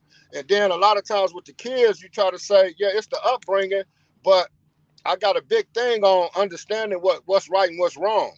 I get the kid, you know, the kid part too, though. But you know, if the parent and honestly taught you, you know, what not to do, you know, and gave you some moral, you know, some moral stability with it, you know what I'm saying? At what point is the kid liable? No, you're not an adult, you know what I'm saying? But you need to make better choices. You know what I'm saying? That's what I was about to say. Yeah. But the supervision is everything now. Mm-hmm. You know what I'm saying? When you hit the corner, you know what I'm saying? That's back to that love. You know what I'm saying? Mm-hmm. Mm-hmm. But if you hit the corner and it's, you know, it's wide open and that, you know, ain't no direction, and that's what it is, you know. Yeah. But I put a lot of that though, right, on us. Right. Yeah. You know what, man? We fell down on the job. We fell down on the job, my brother. You understand what I'm saying? You know, because of what we was doing. You understand what I'm saying? And what we was doing was getting us took off the street for a while. You dig what I'm saying? So, you know, we wasn't there. Bad choices. We was making, you know, see, this is what I've been trying to tell the young brothers.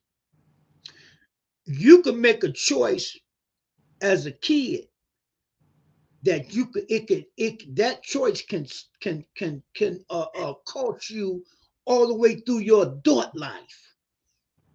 One choice can cost you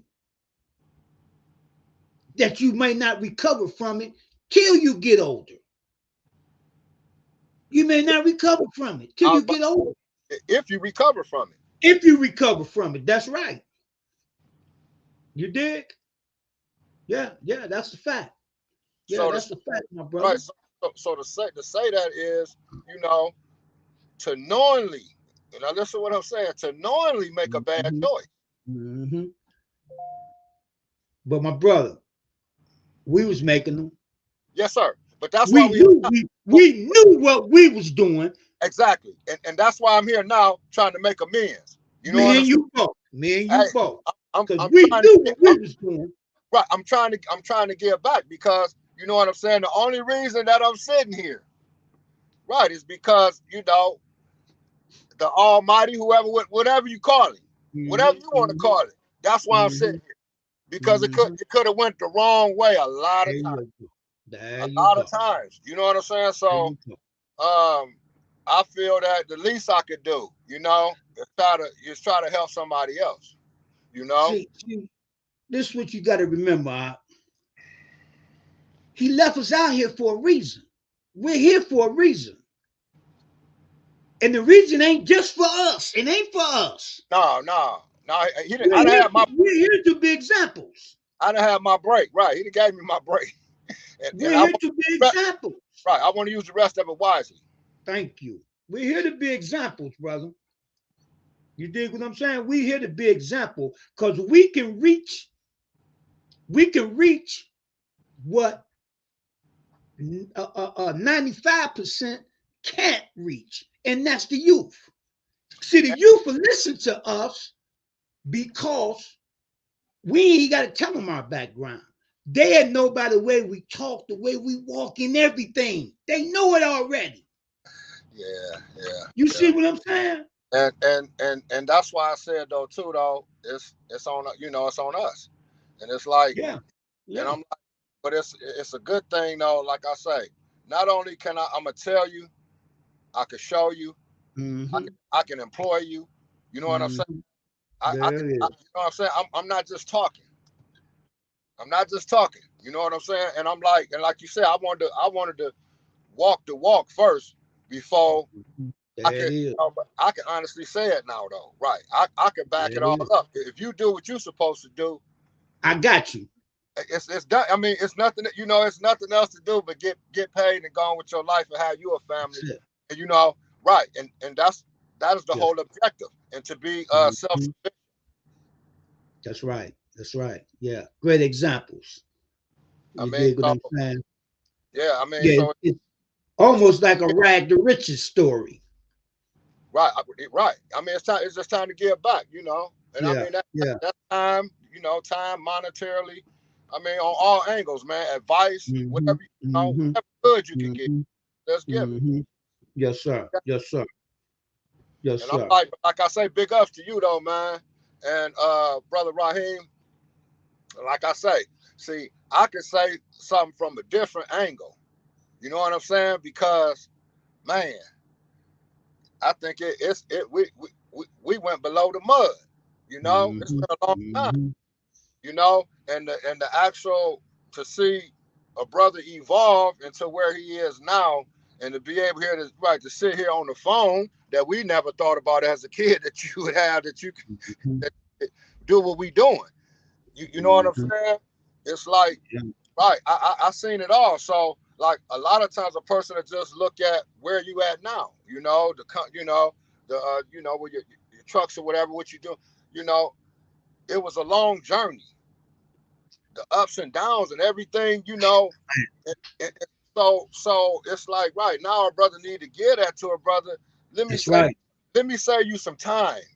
Mm-hmm. Let But me, you ain't got to do the rest. Yeah. man, right. Let me save you so you can That's do it. more enjoying than That's it. than all these obstacles and problems.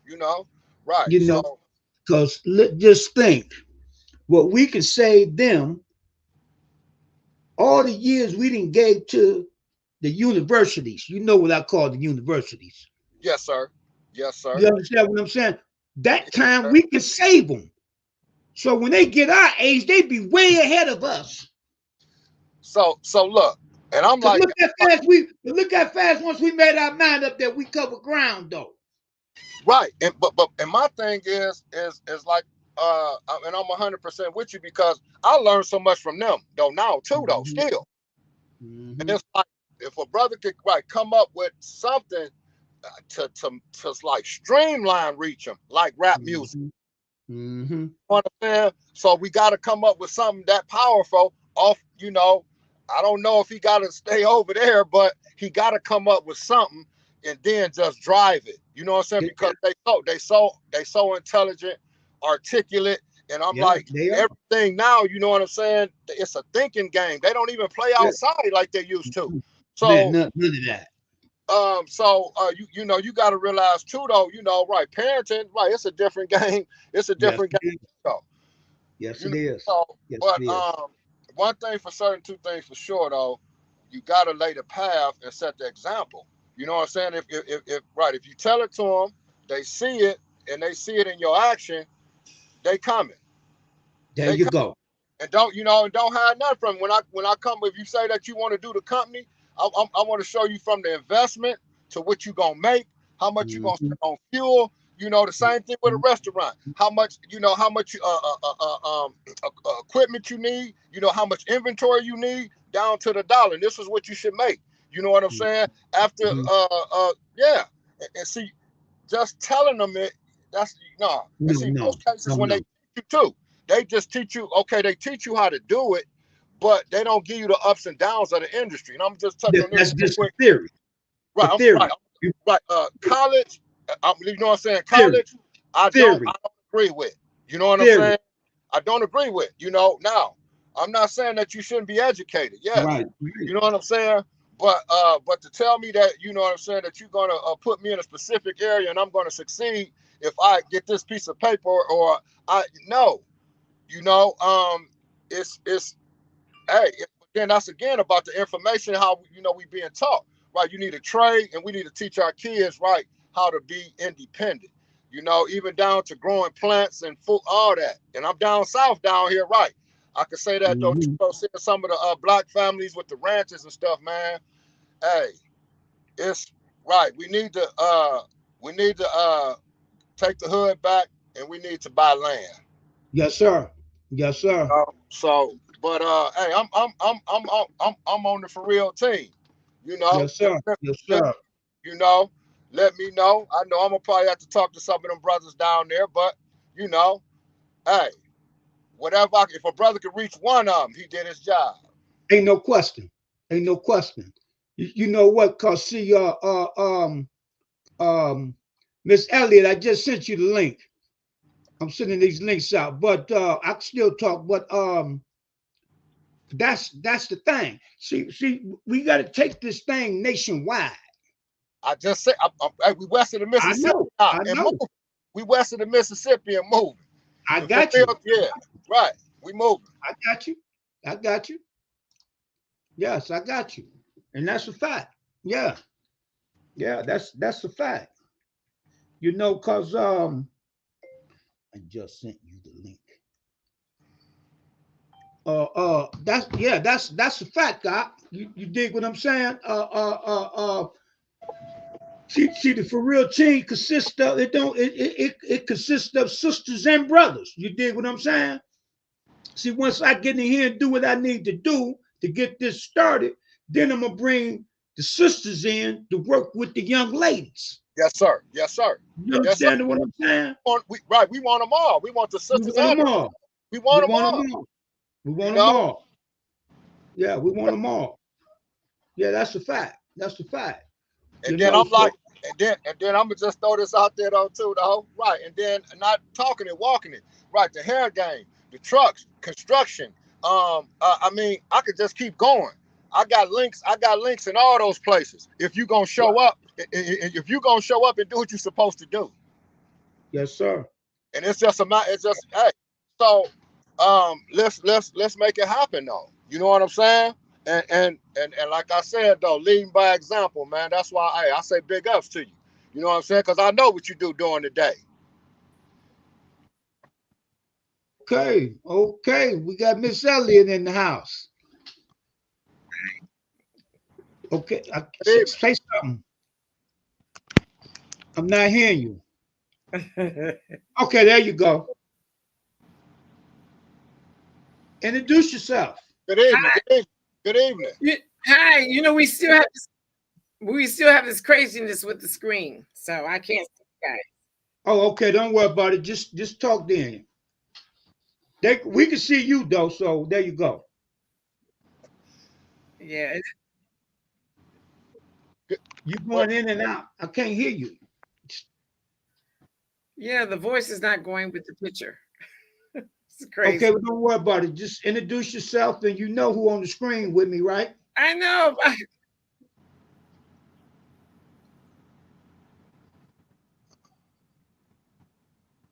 I know, Pat. How you doing? How you doing? Right, you breaking up. You going in and out. Yeah. You should have came in with your phone. You might have been Yeah, better you know off. what? Yeah, I think that's what I'm gonna do because this Just computer come is in with crazy. your phone. Okay, I'll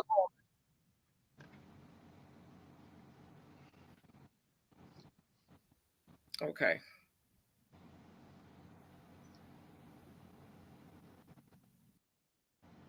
Okay, yeah, she gonna just come in with her phone. But yeah, see that's the name of the game, my brother.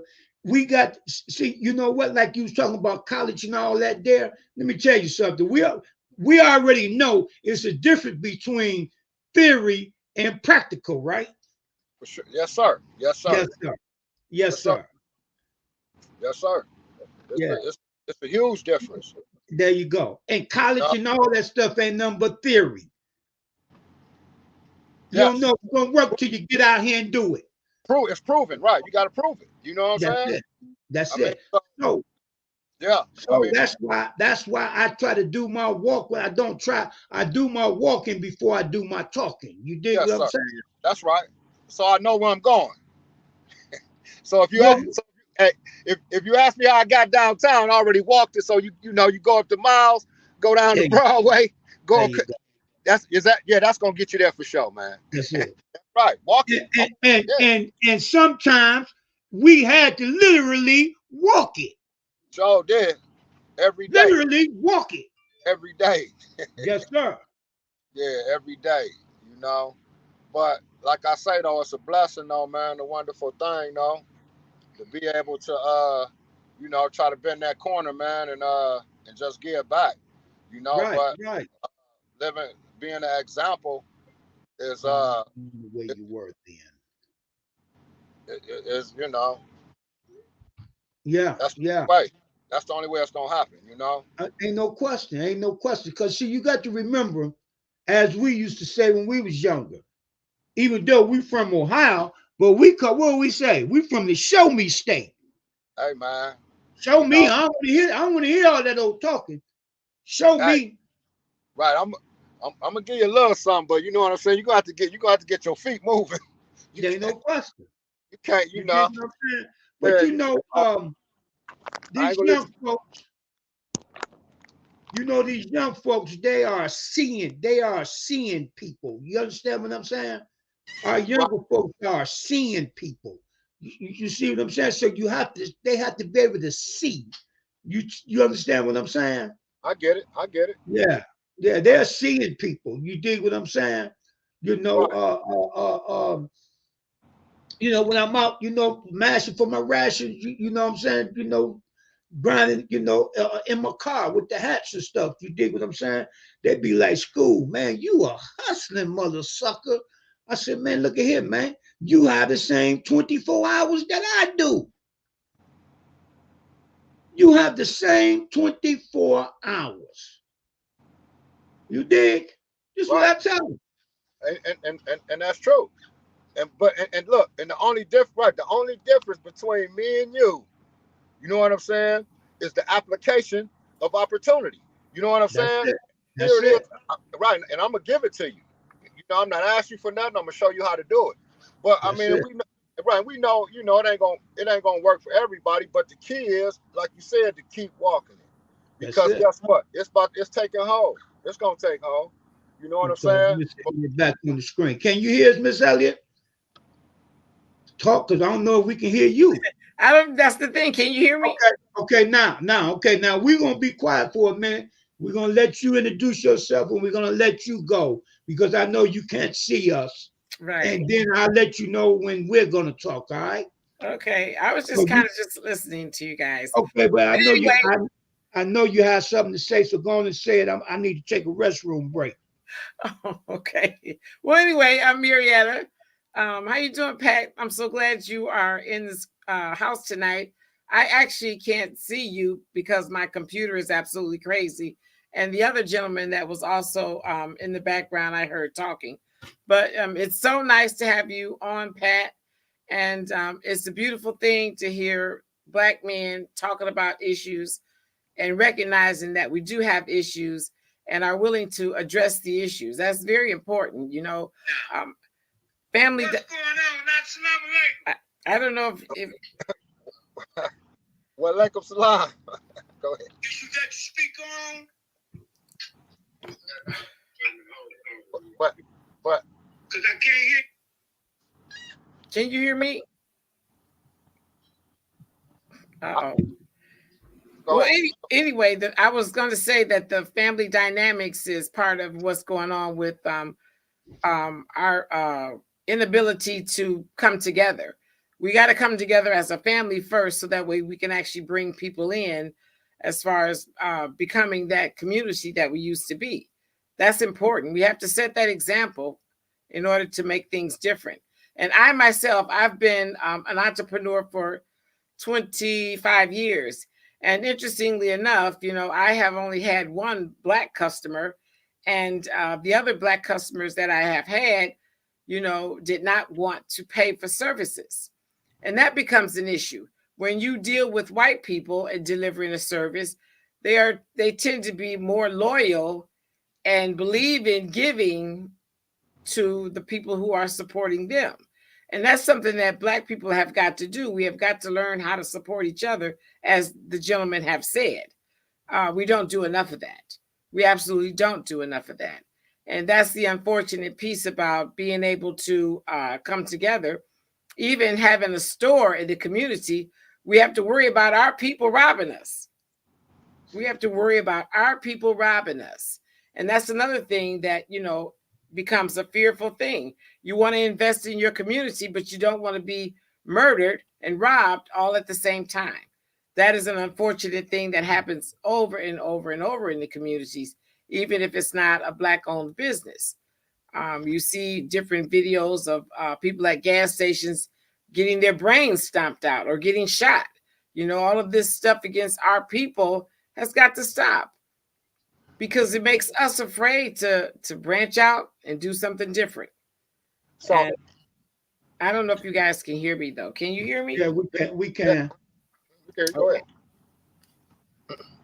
So I can hear you good, Raheem, but I can't hear Pat too good. Can you hear me? Can you hear me now? I can, yes. Okay, and I mean I agree, but I just want to, it's a double-edged sword. And let me just throw this in there. Yes. And because did the hair hustler, and so it's no such thing as a color of a client. And this is what a lady told me, and I'm quite sure you remember Rehab Stroh's Helena. Mm-hmm. A customer, right? It's only your customer when she's spending money, he or she's spending money with you. Right. The customer is green. So if you can't afford the business, if I can't afford the Wendy's, I'm going to McDonald's. Right.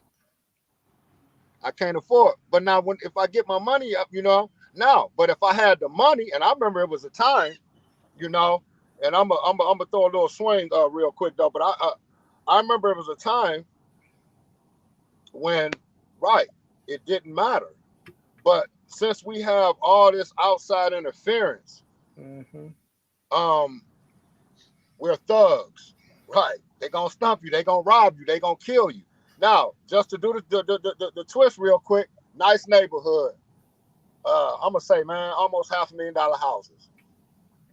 They broke in the cars, snatched the ATM out, stuck the people up in the driveway. But it wasn't on the news though. You know why? Because of the property value.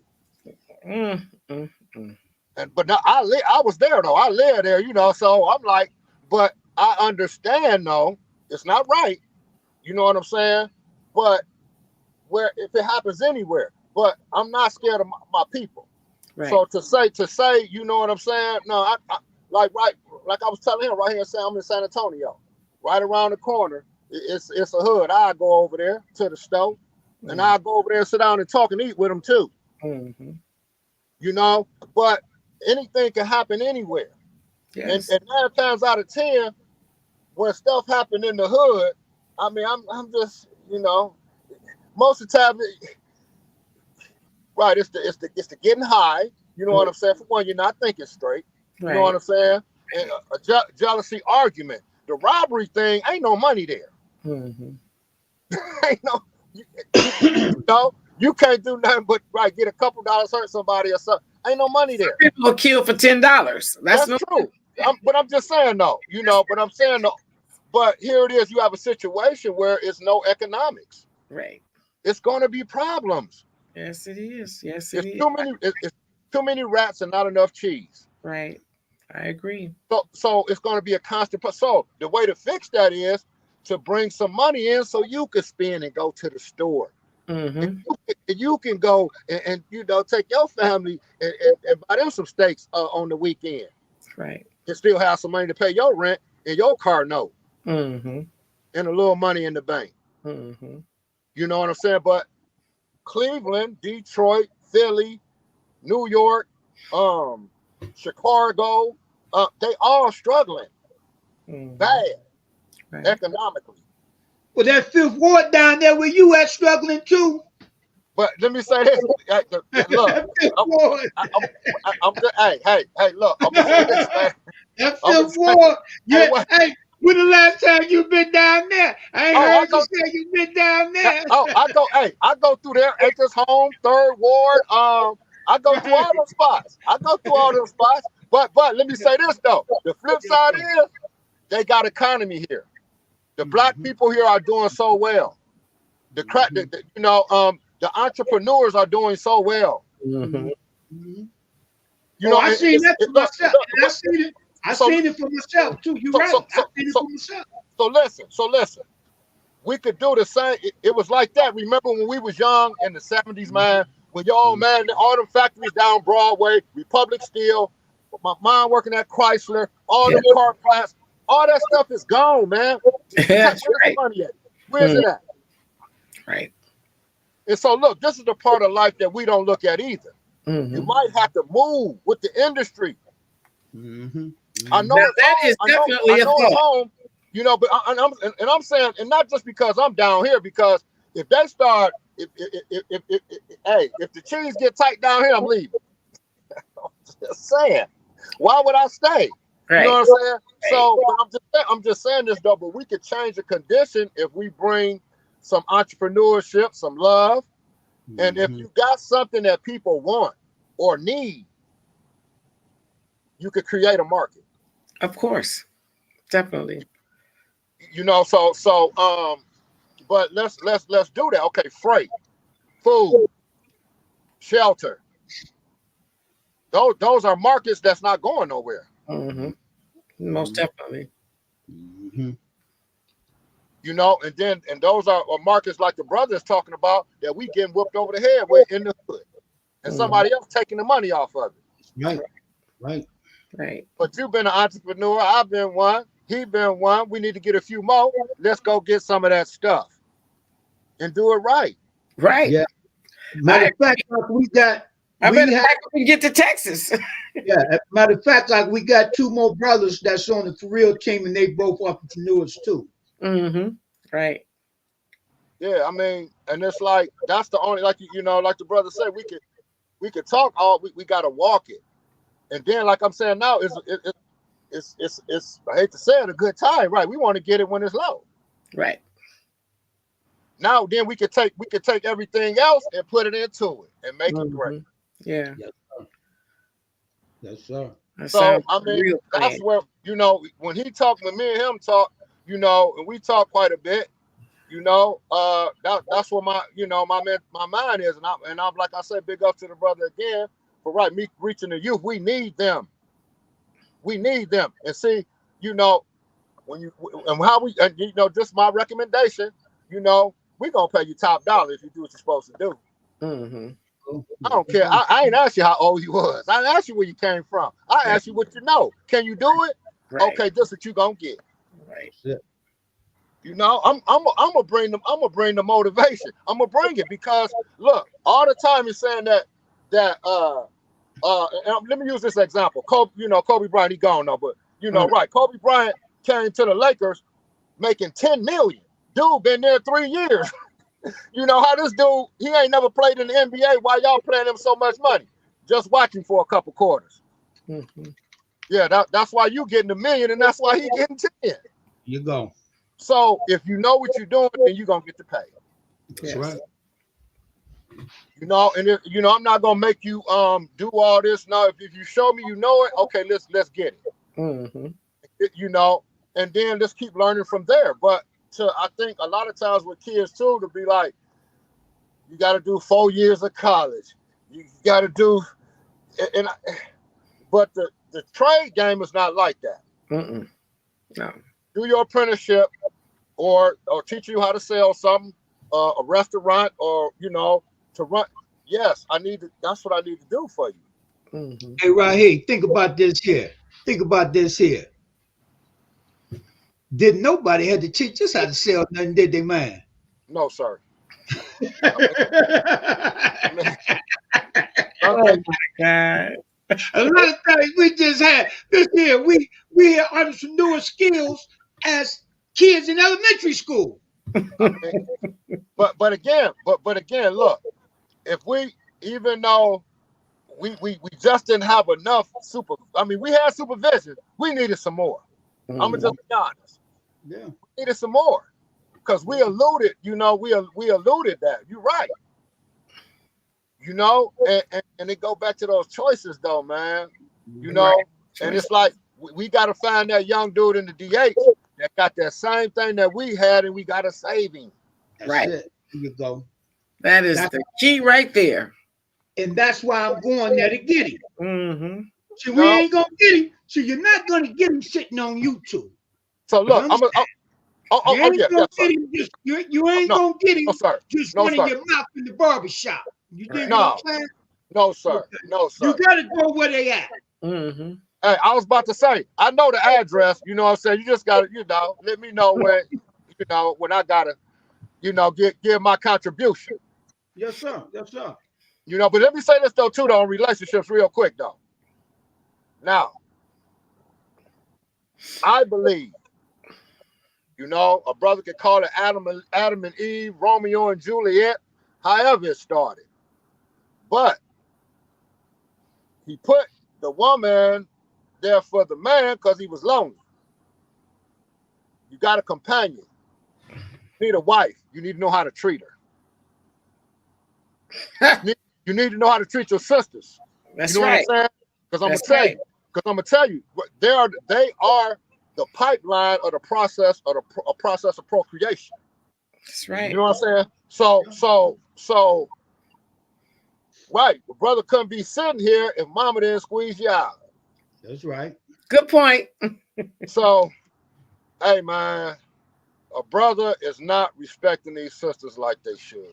You're right. You're absolutely right. Now, and I'm like, a brother want his blessings, but he got to go all the way around the board. He can't go halfway. So, kids. So, Pat, I got to ask you this question right quick while you saying that. What do you think is causing the black man to not respect the black woman? What is that all about?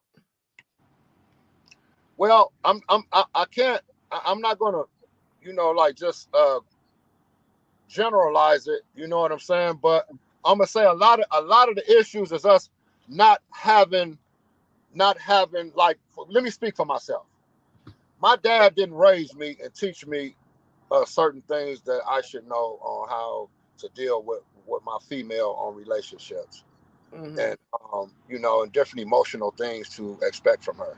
Okay. I learned it on trial and error. All right. But I learned it after so many mistakes. Right. You know what I'm saying?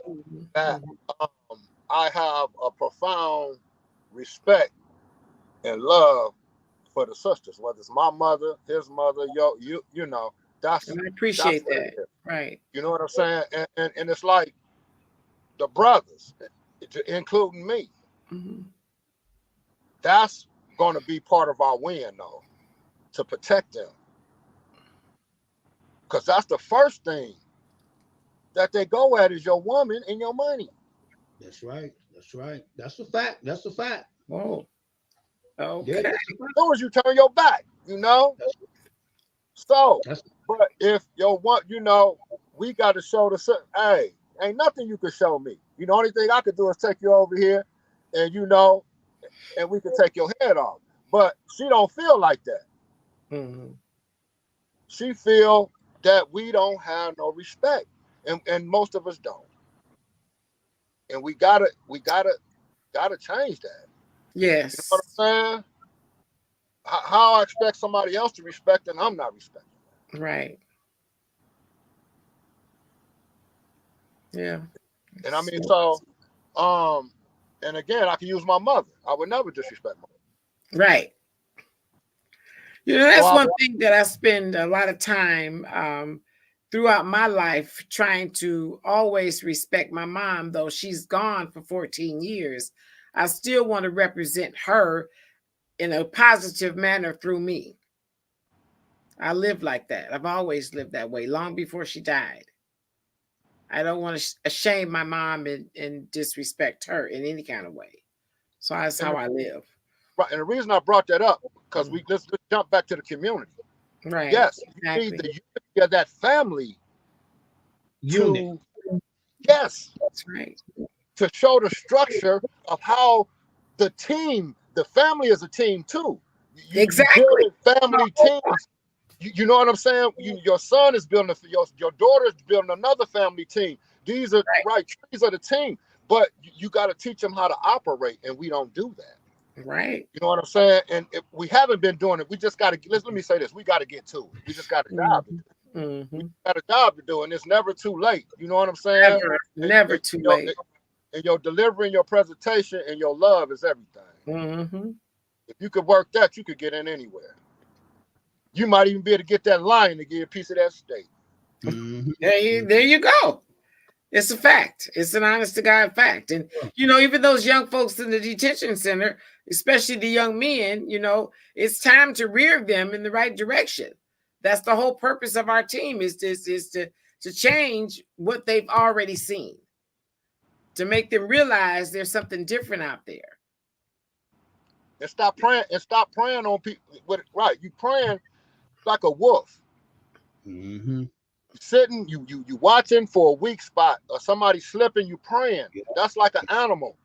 Wait, you know, in the bushes waiting, you know, the fox waiting on that rabbit. As soon as he, you know, and you doing that to take a person's belongings or hurt that person. Hey, it's a much easier to come over here and learn this and make a few thousand a week and sleep at night and eat how much you want to eat. Exactly. And don't worry about getting locked up, getting hurt, you know, but you got to realize too, though, when you do those things that, you know, hey, it's a thing, you know, called retribution around here. You could bring that on your family or anybody, on yourself. You know, so right. When you do those things, just because you sleeping good today, everybody get a turn. Everybody gets a turn. Because you know what, and see, and that's what I be saying. See, like what you just said. If you ain't from where they come from, you wouldn't be able to say what you just said out your mouth. You understand what I'm saying? Right. Because see, we come from there. That's true. See, if somebody ain't come from there, they can't relate that to the kids. Right. You can't send Bill from the college down there. There you go. You know, he ain't gonna, you know, nah, you know. So once you let him know, I understand, man, that you out here, you know, right, the rap music got you want to sell dope. You know what I'm saying? And want you to want to tote this gun, man. But you know, but this is why, brother, you know what I'm saying? And let me show you just another option. That's it. But, you know what I'm saying? But in order to reach them, they got to know where we come from. They ain't listening to you. That's what I'm saying. They ain't listening to you if you ain't come from where they come from. Right. They want to know, right. They want to know what your resume is. Exactly. You see what I'm saying? That's why I flow through all the hoods in Cleveland the way I do. I sell hats everywhere. All my money is made in the hoods. But let me say this, though. But let me say this. You know, not to jump, but I remember an incident about a few years ago. They had a all-star game down here or something. And, I forget the ball player boy name, but anyway, they was down there around Fifth Ward, and after the event, and they was kicking it, and they took his chain. So it was a big thing, you know what I'm saying? And it even got the news a little bit because it was an NBA player. I forget his name, but the boy Jay Prince went over there and told him to bring it back. Yeah, I know. I seen that. Jay Prince got it. Yeah, but it wasn't like, you know. But again, he grew up there. He knew them. You know what I'm saying? Hey, man, you know, just messing with everybody. Bring it back. You know what I'm saying? So I'm using it as a scenario. Is that right? We could do whatever we need to do where we live, but it's one or two of us is just not enough. That's it. That's the problem. You know, when I be in the barbershops, man, you know what they tell me? Well, what you gonna do about it, Top? I be like, man, what do you mean? What I'm gonna do to it? I'm gonna do about it. This is a we thing. I didn't make all this happen. Right. It's supposed to be a we thing, not a me thing. But y'all put that thing on me. You know what they tell me? You know they be telling me, hey, yeah, okay, Chop. Well, once you get it going and get it off the ground and everything, then I mess with you. So I said, oh, so y'all want me to do all the hard work and then you want to come get on my back? Oh my God! Get on your back, jeez. Yeah, because that's what they want to do is ride on your back or your shirt tail. Yeah. You just did all the work. Right. They don't want to be on the ground floor because that's where all the work is done at. Right, and then you know what I'm saying. Just another scenario. Is that right? You want me to go to work all week? There it is. So you can reap the benefits. But in Friday, you know what I'm saying? Somebody gonna get the benefits. You want me to give you 85% of the check. Isn't that something? Lord have mercy. You know, but again, no, it's okay if that's when you just come in, but don't let it be known that you know, right? You want me to go and do, and that's look. It's a collective effort. Yes. Collective. That that's why it's called a team. You know what I'm saying? Hey, Michael Jordan didn't win it. They ain't ready for it. You know. But I'm just saying though, he can't stop pitching it though. And no question. You know, come on, man. I don't know nothing else. I don't know stop. Yeah, I don't even see a red light. I don't see stop signs. I don't see red lights and stop signs. Yeah, it's light at the end of that. I'm all green. I'm all green. Yeah. You dig what I'm saying? I don't see number green lights. You dig? No matter where I go. You dig what I'm saying? And because I can't meet everywhere I go. I'm telling you, I had young brothers tell me, you know what, man? They be like, wait a minute. They be like, wait a minute, OG. You mean to tell me you talking to us like this and you ain't got no pipe on you? I said, no, look, brother, I ain't got no pipe on me. They're like, damn, school, you got to be crazy. The way you talk to us and you ain't got no pipe on you. I ain't gonna get smart with them. But you know what? See, okay, check out. It ain't that I be getting smart with them. What it is the game I give them and the way I put it on them, it make them think. Well, so then after they start thinking, they be like, you know, who you talking to, old? You know what I'm saying, man? You, they can't even get the words out. You dig what I'm saying? Because then I know I didn't rock them. I didn't rock them then. Yeah. You see what I'm saying? Hey, but that's what you want to do. You want to get him to think. Yeah. You know what I do? You know what I call it? Hey, right here, this is what I call it. I put a stain in their brain that remain in the back of their mind till they see me again. Yeah. I leave a stain in their brain in the back of their mind till they see me again. And they'll see me again a couple hours later. And some of them, and they'll be like this here. They'll be like, oh, gee, let's wait till tomorrow. But get a break the rest of the day. I'm like, I see y'all tomorrow, man. You dig what I'm saying? Because I don't stop. I don't stop. Right. But like a brother say though, if he could just reach one, he done his job. That's it. Remember that. You know, don't people we go into it like we can't say the whole neighborhood. Okay, well, but if we can, fine. But let's get one, and after that one, let's just keep going. This what we got to remember. See, this is me. In my book, 2 + 2 = 8. You know why?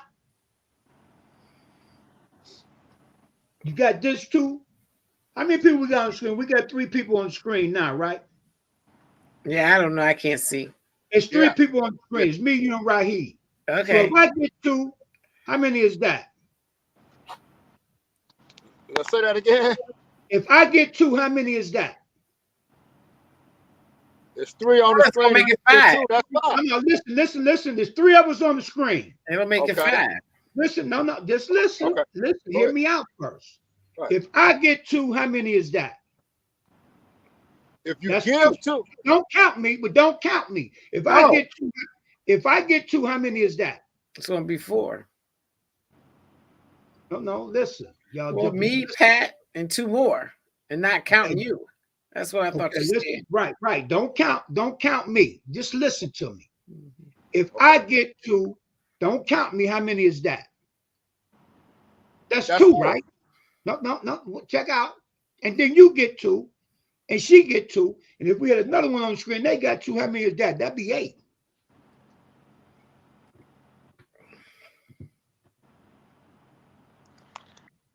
Okay, right. It'll be okay. Right. It'll be an 8. It'll be an 8 foundation with everybody having 2. Okay, 2 which plus is the 2 total. can equal 8. Right. 2 people can equal 8. Everybody. Right. 2. Okay. 2. Everybody. Right. Okay. I see what you. All right. You understand? Right. That's how Okay. organization grow. You know where I got that from? I got that from Dick Gregory, because if you remember, me and Mr. Black was the first ones in Cleveland doing the Dick Gregory Bohemian Diet. We was the first distributors of that. So right. So basic. So I got that from the market. Yeah, I got it from the multi-level marketing program that he had. Right. Everybody. Right. Everybody bring a right. Right. Everybody bring a body. Right. Okay. It's okay. two. The initial math. Right. The initial math confused me a little bit. Okay. I know. That's what I'm saying. Because you know why? Because see, this is what Dick Gregory was telling us, that we thinking the way the school system has taught us. That's true. But in multi-level marketing, you can't think that way.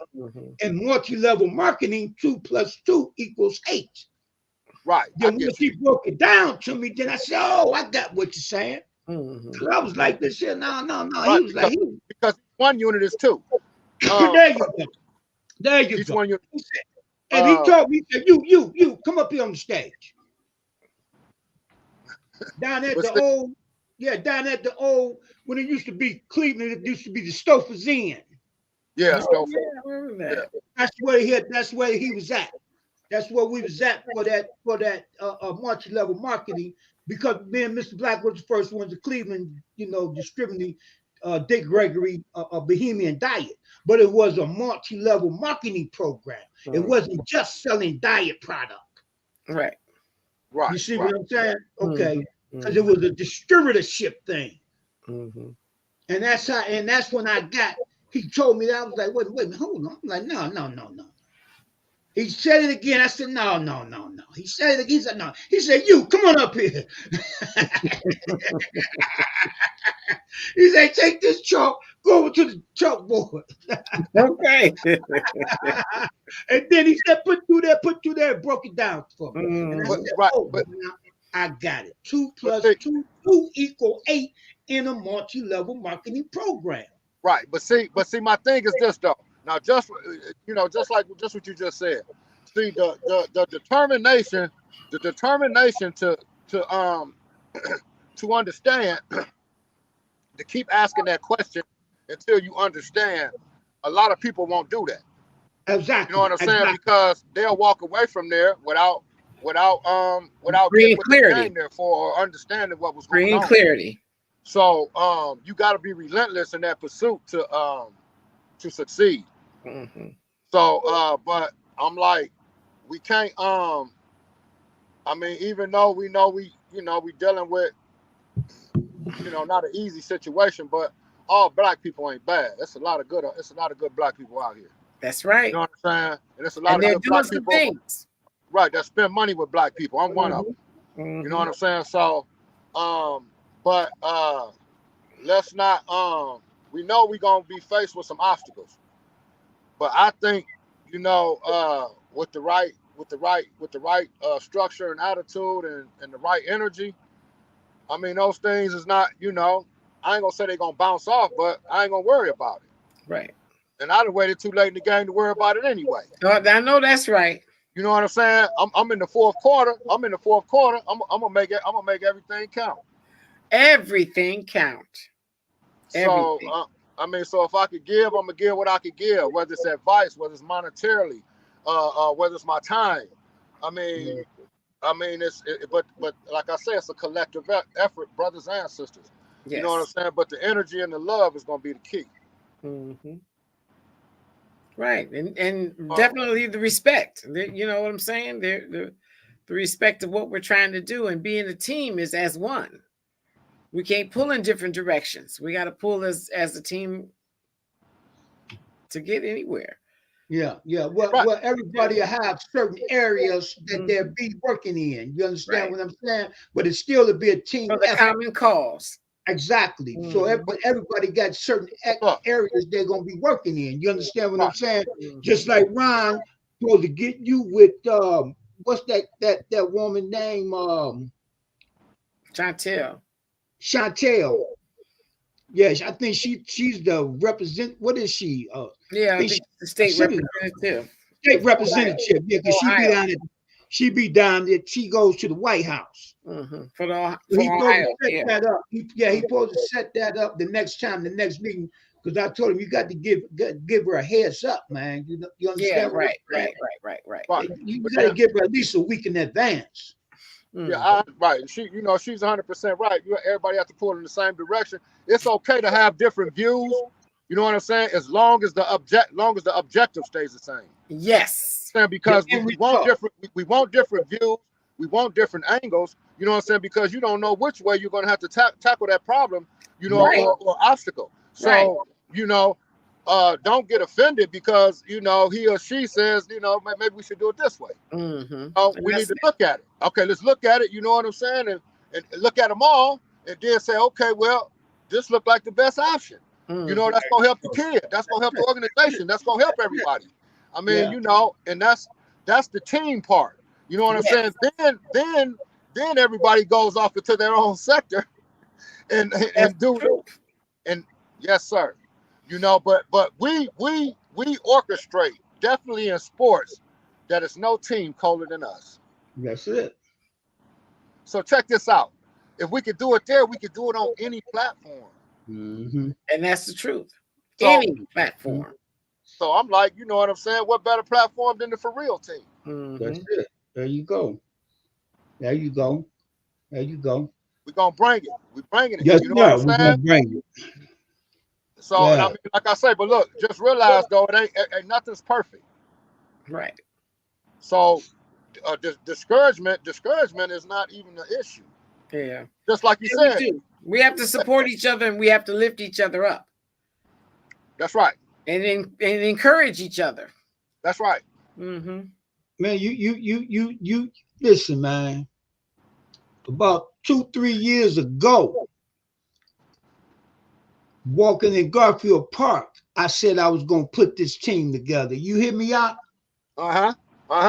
You understand what I'm saying? You can go back to my YouTube channel and look at the early ones where I'm walking through Garfield Park. And I told everybody then I was gonna put a team together. You understand what I'm saying? You did? You did? Yeah. And I had the vision, but I didn't know how I was gonna do it. But I had the vision. That's all it takes. That's all it takes. You know what I'm saying? And then, hey, but see, you a go getter though. Yeah. See, you know what? And then I was talking to another brother, and they was like, man, sometimes don't share your ideas with everybody. I said, brother, let me tell you something. I say it's not about sharing my ideas with everybody. I said, my brother, they can take all the ideas they want from me, but guess what? They won't be able to do it like me because they don't have my vision. Right, everybody's different. They don't have my vision. But let me say this though, and I think Black people is some of the most creative people because that's what we do. We have to. We have to. No, we create things too, but if you give us something, we're gonna take your version and make it ours. You know what I'm saying? Yeah. Gonna take your version and make it ours. Right. But look. Why do you think they get people like Barkley, Jordan, them to sell their stuff? Listen, we some of the best marketers ever. Yeah. You know what I'm saying? So we can market ourselves. You don't have to have nobody else to market you. Right. I've been in the streets doing this, man. You understand what I'm saying? In and out of barbershops for years. Hey, and look, and I didn't get to where I get by somebody else marketing me. I marketed myself. That's it. Everything I do, yeah. But if we could come together collectively, though, look how much more marketing we can do. Bam. That's what we have to do. Come together collectively. That's a must. Yeah. Yeah. So I'm like, but again, though, big ups to the brother, man. Cause right, I seen where a brother come from, where he started, and then to be sitting here, you know, trying to make a definite change. You know what I'm saying? Mm-hmm. To the condition of the people. And it's like we just walk around here sometime, man, like, you know, life is a movie or something. You know what I'm saying? And like, you know, something is just gonna change, or the politician is gonna change Right. it. Nah. If it's No. gonna be a change, we gotta do it. Right. That's right. And We that's gotta the way it's always been for us. We Yeah. gotta participate in the change. Mm-hmm. Yeah. Yes, For we it to do. change. Yes, we do. Yeah. So I mean, you know, just got a job to do, man. And I'm like, you know, I got your back, you know. Okay, And my I'm brother. you know I could sell. You know what Come I'm saying? on, Hey, I had a call everybody on the field team. That's it. Yeah. That's one thing we ain't never had to go to school for. Yeah. Hey, so, but right, that's what we gonna do though, man. And like I say, we can reach 1, 2, 3, you know. Hey man, that blessing in itself is worth more than money.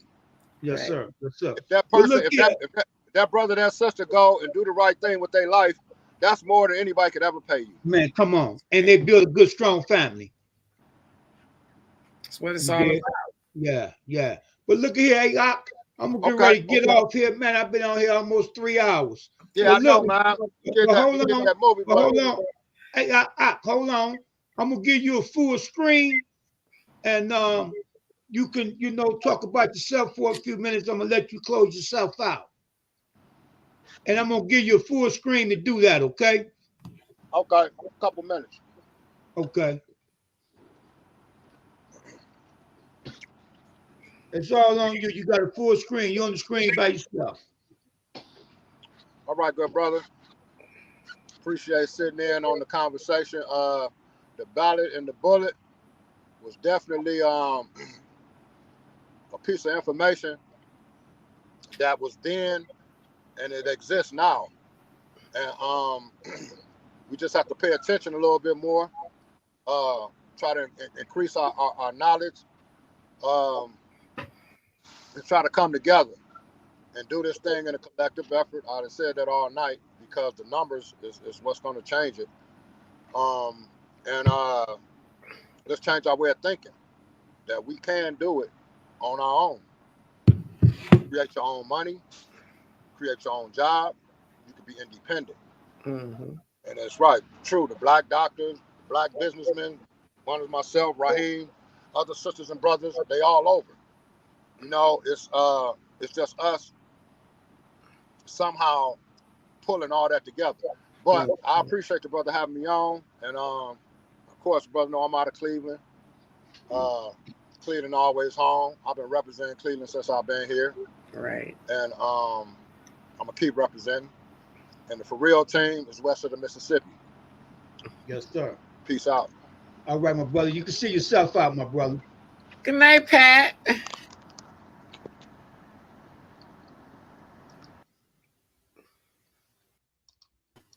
Oh, wait a minute. Okay. All right. I think this was a good show. It was very good. Okay. All right. Well, I'm gonna give you a full screen, and you can say what you want to say, and you can see yourself out. Okay. All righty then. So, do I have it now? Because I can't tell. Yes, you have it. Okay. Well, thank you, everybody in the audience who tuned in tonight. Much appreciated. And yes, we definitely have to hear what Brother Malcolm was saying and think about where we are today. And we have to learn how to envision something different now and work towards that goal. Pat was 100% right. You know, Raheem, you're 100% right. We got to come together as a team, as a family. And until we can come together as a team and a family, we can't reach our youth. We can't reach our youth. We got to stand strong. We got to stand firm.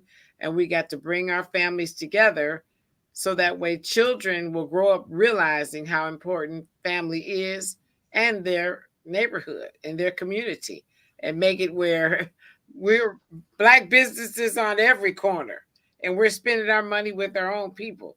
I want to see that happen. I want to see that happen. So thank you, everybody, for tuning in tonight. Thumb up the video. This is The Few, The Proud, The For Real TV. And I'm so glad I tuned in tonight because it was nice to listen to the guys chop it up. All right, Raheem, you guys have a great night, everybody in the audience.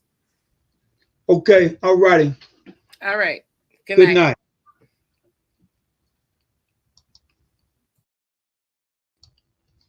Okay. This was a great night. Great night.